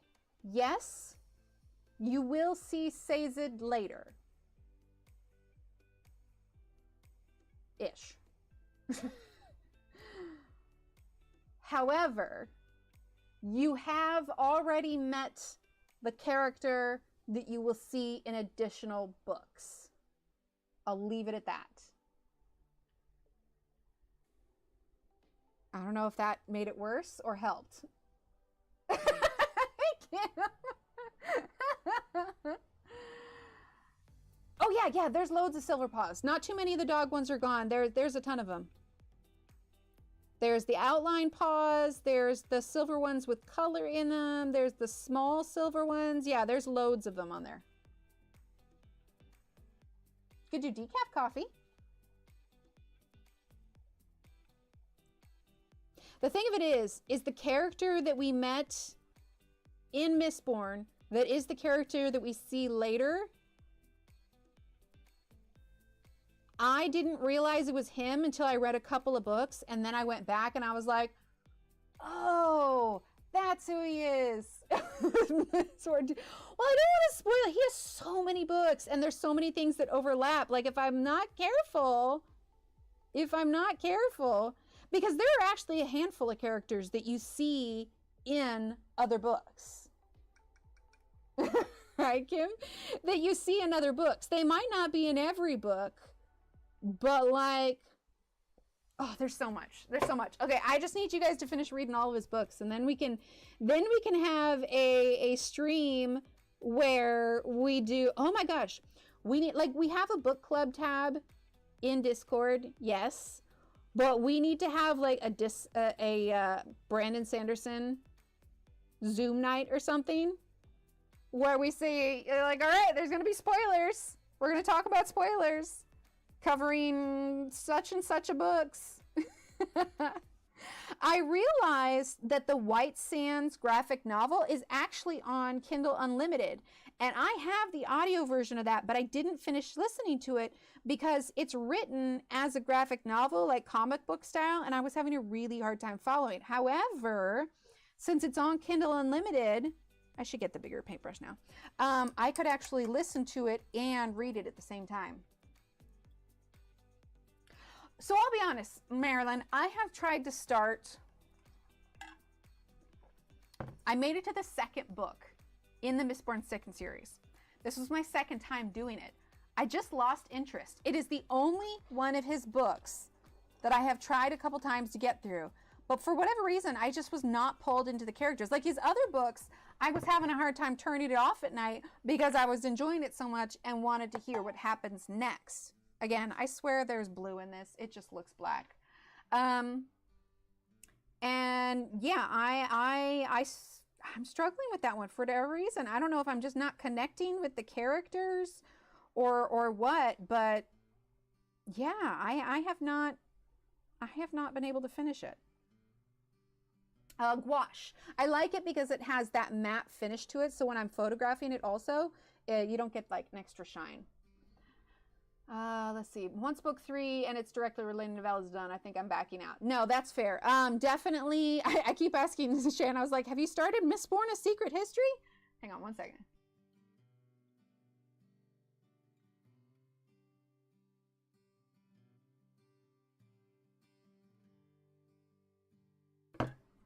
Yeah, because it was so funny. My brother and I were kind of reading. He likes Brandon Sanderson also, and I went to go visit him in last summer. And I have had like I have the actual hard copy of Mistborn: A Secret History in my bag, and I was telling him about it. And I was just like, yeah, I haven't really finished it yet. I don't know, is it necessary? And he looked at me with his eyes wide, and he was just like absolutely. I was like, oh, okay. Who wrote Mistborn?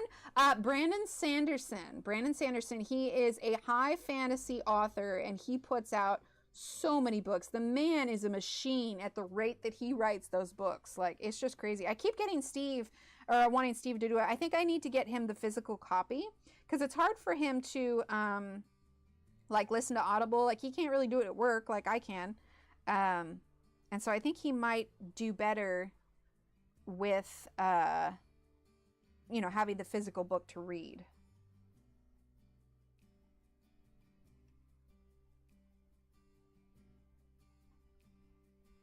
Let's see. Looks dark blue. Okay, good. Because yeah, that's what it's supposed to be. And I realized we're gonna zoom out just a little bit. There we go. Because I can't really move it up much more without kind of shoving off. There we go. That works.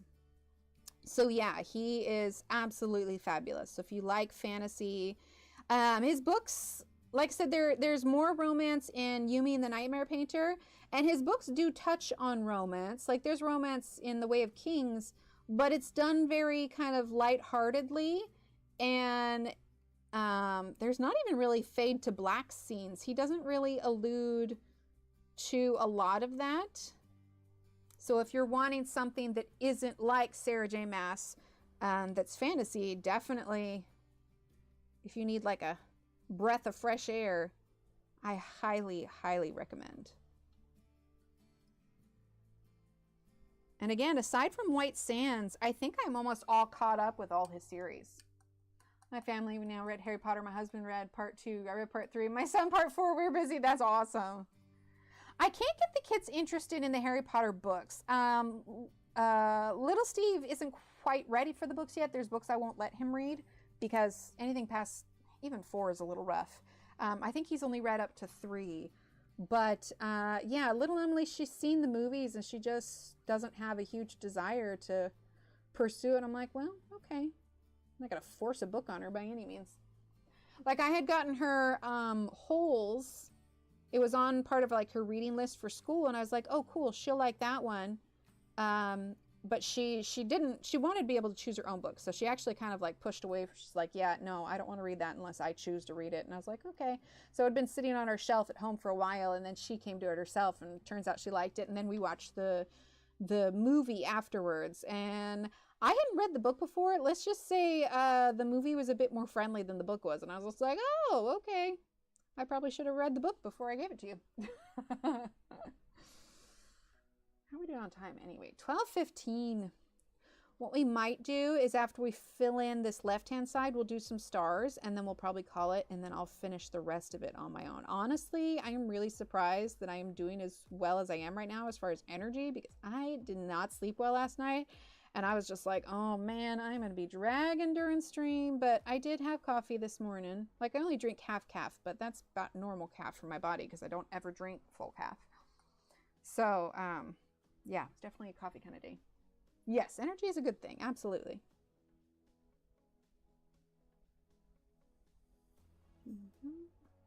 And we will still do a round of words on stream as well. I know that we're going a little bit later today, but I'm looking at the schedule and it doesn't look like Wednesdays. It's nice. Wednesdays are pretty open. Like aside from Angela tonight, it seems that I'm really the only one who does Wednesdays, which is nice when we go a little bit longer because I always feel bad if I overlap somebody who was already previously scheduled.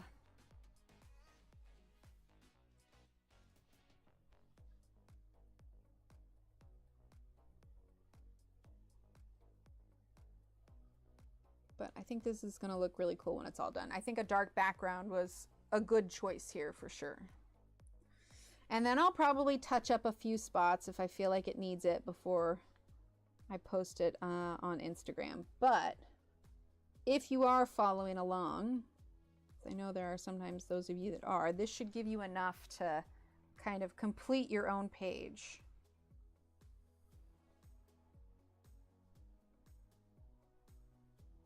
And I'm just kind of mixing those 4 colors. I'm still on restrictions officially. I'm always bad at following. Right, I know it. Yeah, get some stuff done. Which series? Yes, it's always good. You mean like bleed through with the paint? No, not really. It might make the paper a little crinkly, but I usually just kind of tone that down. It doesn't, you know, get it out 100% because it is still water medium, but I do Barbara's trick of ironing it, and yeah, it does. That takes care of it for the most part. Like I could definitely color on the other side if I wanted to, but I'm also very careful about how much water I use. Part of the reason why I like using a regular brush,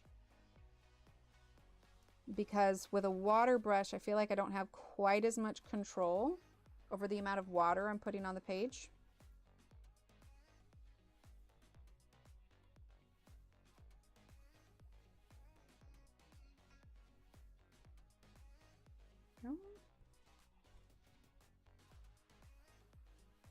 Court of Thorns and Roses, nice.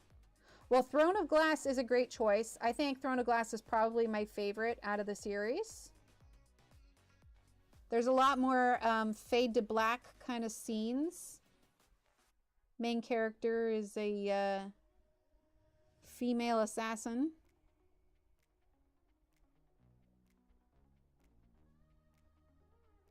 Turned Katniss Everdeen.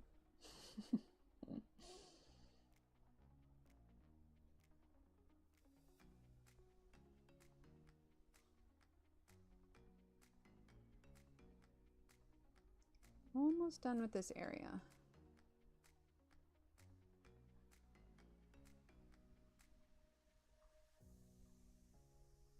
Well, yeah, especially for Sarah J. Maas, you're gonna get that with hers for sure. So if you weren't a big fan of it, Throne of Glass doesn't have that as much. It's still there, but there's more fade to black scenes. But yeah, it kind of just depends on what your preferences are as far as like sensitivity to things in general. If you liked the kind of high fantasy writing, then you probably would like Brandon Sanderson.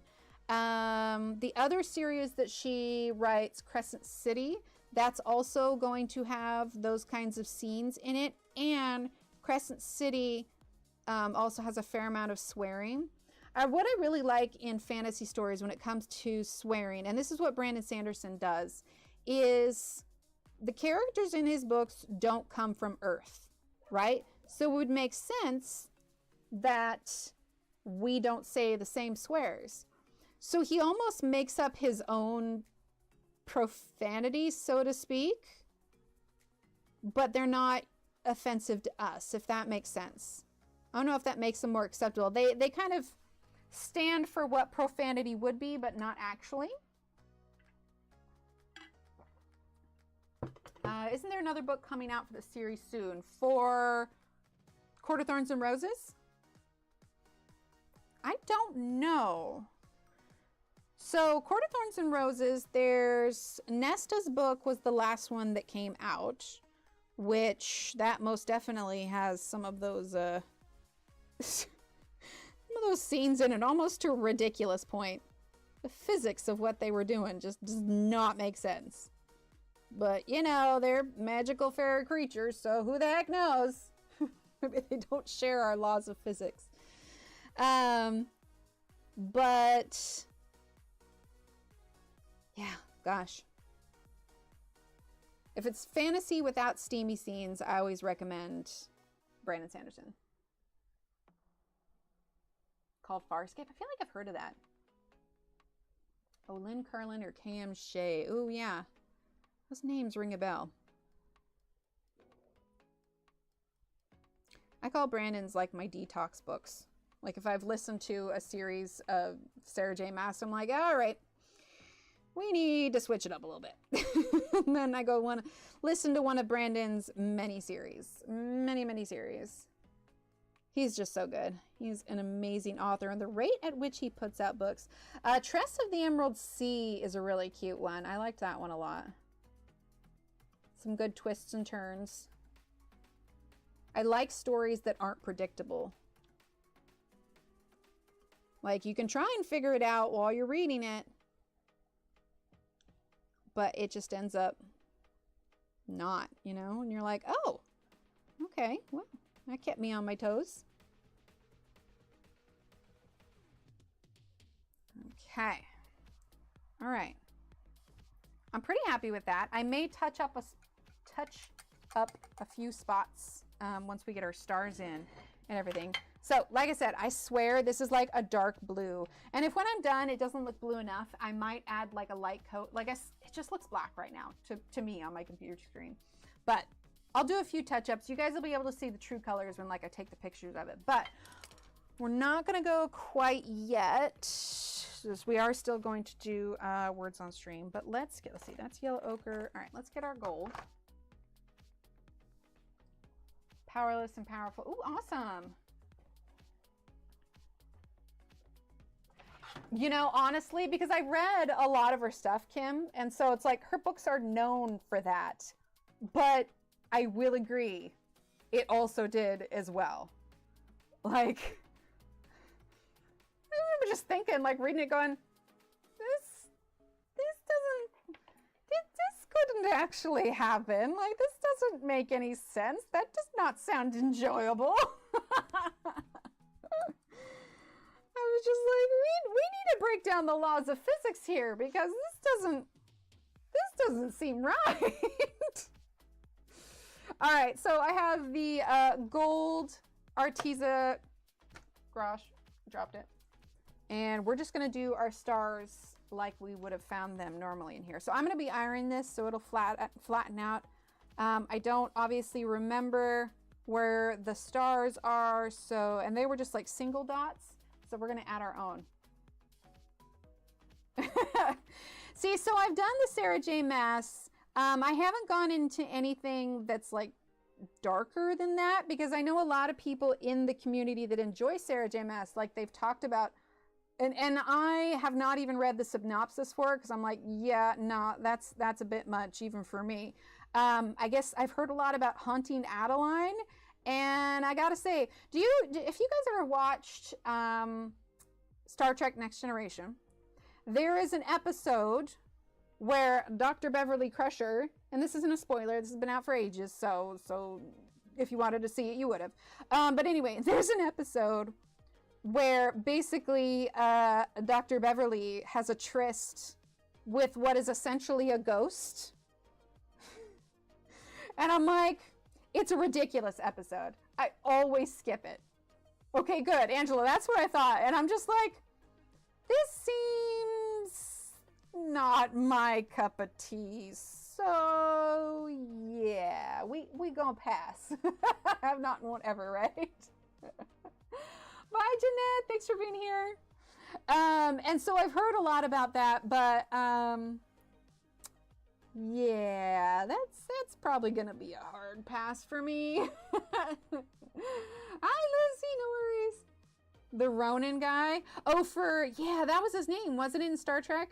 Anyway, that's just always an episode that Steve and I always roll our eyes about. We're like, we don't need to watch this. This is ridiculous. You know, actually, I'm going to stop doing the stars because I just realized, I'll have to wait till it dries, that if I'm going to go over this with blue again, I don't want to have a ton of stars. But that's basically what I'm going to end up doing, is doing the gold gouache.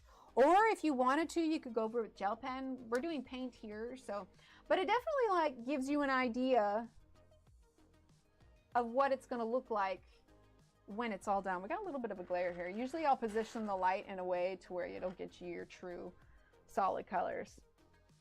Yes, I read it through, felt like I was in a fever dream, and realized I really need to go back through and read the other two books because half the characters I was just like, where the heck did these people come from? And like then someone would die and I'd be like, oh, well, good thing I didn't get attached to that character. Mostly because I didn't know who they were. But yes, I've re-listened to the previous two before it now, and it does make more sense, but I was just like, I don't know, we'll see. About 30 times, yeah, I'm right there with you, 40. We absolutely love it so much. Probably all-time favorite shows, they're going to be Star Trek. If I were to, well, and Doctor Who, obviously. If I were to rate them, though, honestly, Voyager is my #1. Then Next Generation, then DS9, then Enterprise. If Cisco and Kira weren't in DS9, it might rate higher because I don't know if it's their acting or their characters or what, but they drive me batty. I just can't not. Steve and I were talking yesterday. I was like, I would watch an entire series with just like Odo and Quark and maybe Morn. Or like if it's like Dr. Bashir and Garrick, but then like in every scene where it's Dr. Bashir and Garrick, you just see Odo in the back with his arms just crossed, just like staring at them in the back. Be like, I could watch that. I could watch that. Right? It's just, oh. Yeah, and the guy who plays Cisco, I don't know if it was just his writing or what, but it was just so over the top, and I'm like, I can't deal with this. Well, he is, but he's just so awkward. Like, he's just, again, I don't know if it's the writing or his acting or what, but it's just so cringy. And of course, it's my own opinion. Obviously, some people love Cisco. Steve looks at me, with horror. Oh, I'll fight you, Steve. I'll fight you. All right, you guys want to play with some words on stream before we call it a day? Let's pop over to here. Okay, and will it load up? Fingers crossed it works today, guys. Fingers crossed. Let's pause. Okay, we got the music on. All right. Fingers crossed. There you go. Thanks, Mona. There we go. All right. Oh, that bodes well. That bodes well. Walker, very nice. So I'm going to go with walk. Let's see. We could do lark, real, week. Ooh, kale, nice. Where, Earl. Okay, so let's see. Real, where, what else? Real, where. Oh yeah, at least you got that one. Okay, what about kale? Yeah, we got kale. There's another 5-letter word too. What would the 5-letter word be?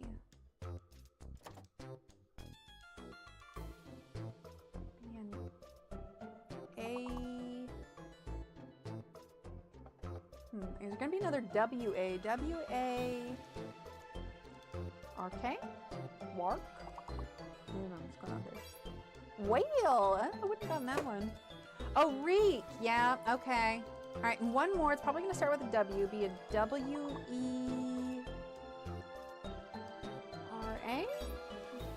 A wheel. I wouldn't have got that one. I don't even know what that means.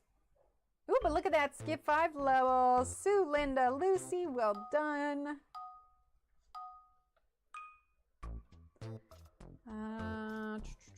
I know it, but I get it a couple seconds before you guys, so I'm going to leave you guys to get the big one. But that'll give you a hint. There we go. Well done, Patty. Let's see. Rule, sure, user, Yule. Maybe Yules?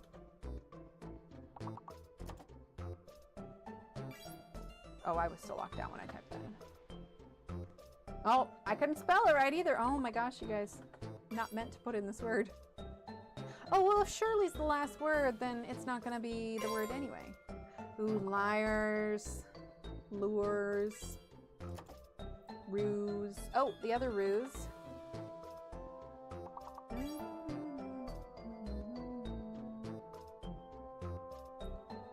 Let's see. Sure. What about sewer, as in one who sues? Maybe not. Sure. Lure. Slur. There you go. Oh. I must have been locked out or something. Let's see.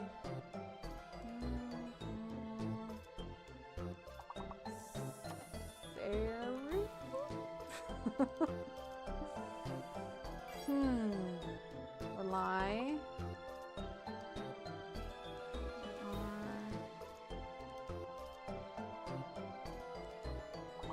User. Slew. Slur.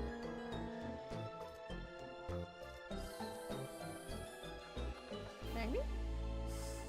S-L-E-Y? No, but we'll skip 3 levels.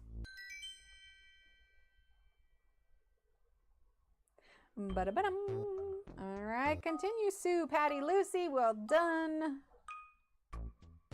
All right, so there is a fake letter. Let's see. Potential GH. Okay, glad. So we need to clear the Y. We need to clear the U and the H. Lady, okay. Badly. What about Olgy? Is that a... Oh, Durbin got it. Let's see. So we need to... Oh, ladybug. Okay, it's a fake H. Ooh, lady. Oh, no, wait. So we already got lady. Probably means 2 L's.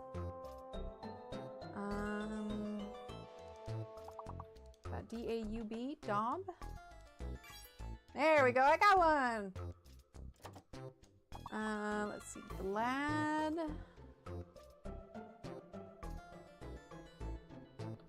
I don't think glub's a word, right? Glub glub. Don't think so. Gaudy, nice.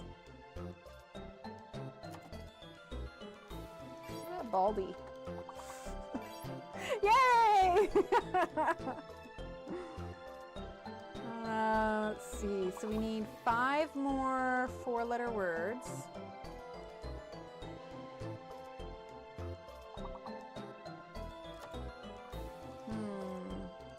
A-D-L-Y? Oh, ably. Yeah. Ooh, got one. That might get us skip 3 levels.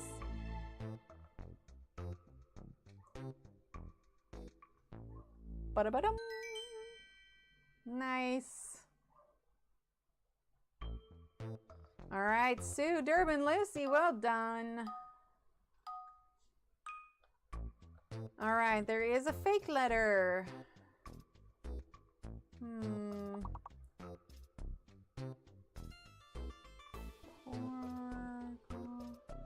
Grommet? Oh, import. Okay, it's a fake G. A fake G. Port, trip, prom, riot.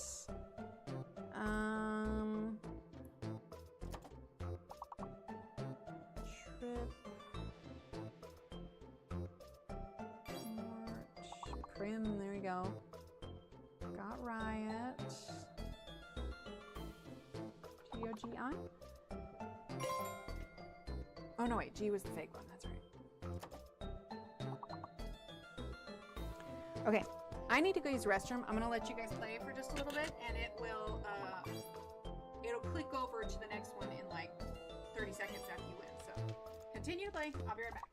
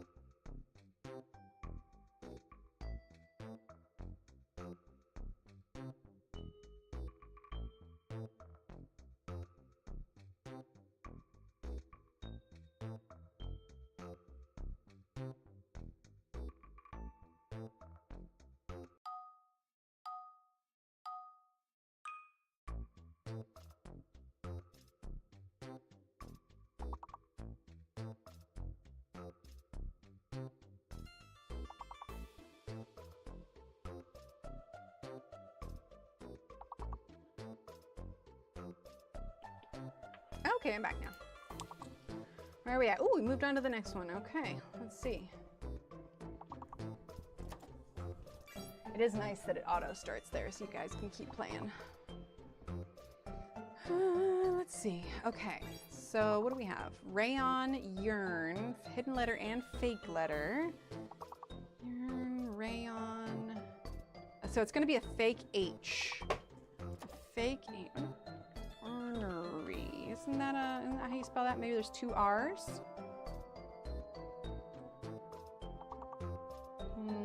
Nearly, maybe? Maybe it's an L.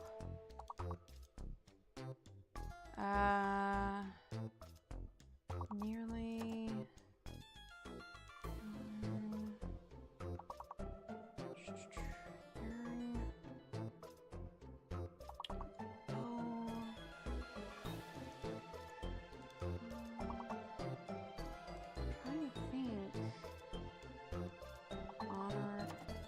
Honorary. That's too many, right? Yeah, that's too many.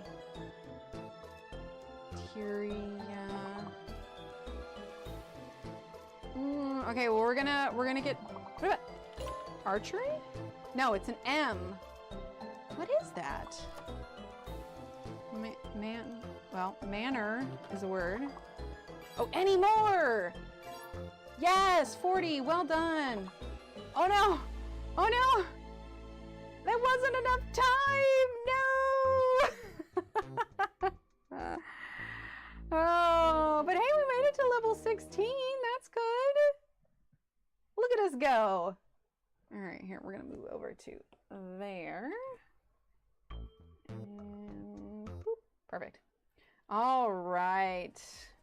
No, we did, you guys did great. Okay, well, I think that's about everything for now. We'll be live again on Friday, but we'll be ready to start something new. I don't know what yet. I'll post this online as soon as I finish it up. I'm gonna get some lunch, and then if I have some time, I'm gonna try and finish this up today. But yeah, thanks everyone. Thank you for being here, and thanks for sticking through my, you know, roommate in my head update. But yeah, if you missed your Square updates, we had Linda, we had Kara Gregg, Durbin, Alex, Mona, Josephine, Dee, Natalie, and Renee. Natalie and Renee finished theirs. So if you have points, feel free to redeem them. We're going to keep going with this until we get a lot of them. But if you want more time, we went over these at the top. And yeah, I think that's about everyone. Thank you. My desk is covered in stuff. Thanks everyone for being here. And yeah, have a great rest of your week. I'll see you at the start of the weekend. All right. Good night. Oh yeah, and Angela. Angela's live tonight. Exclamation point Angela in chat. That'll take you to her link. She is going to be live at 8 o'clock Central Time. 8 Central Time. So be sure to check her out here. Angela. So there will be some of us hanging out over there. I'll probably be lurking as I do per usual. Thanks, Kara. Anyway, all right, everyone. Have a great rest of your week. I'll see you on Friday. All right. Bye.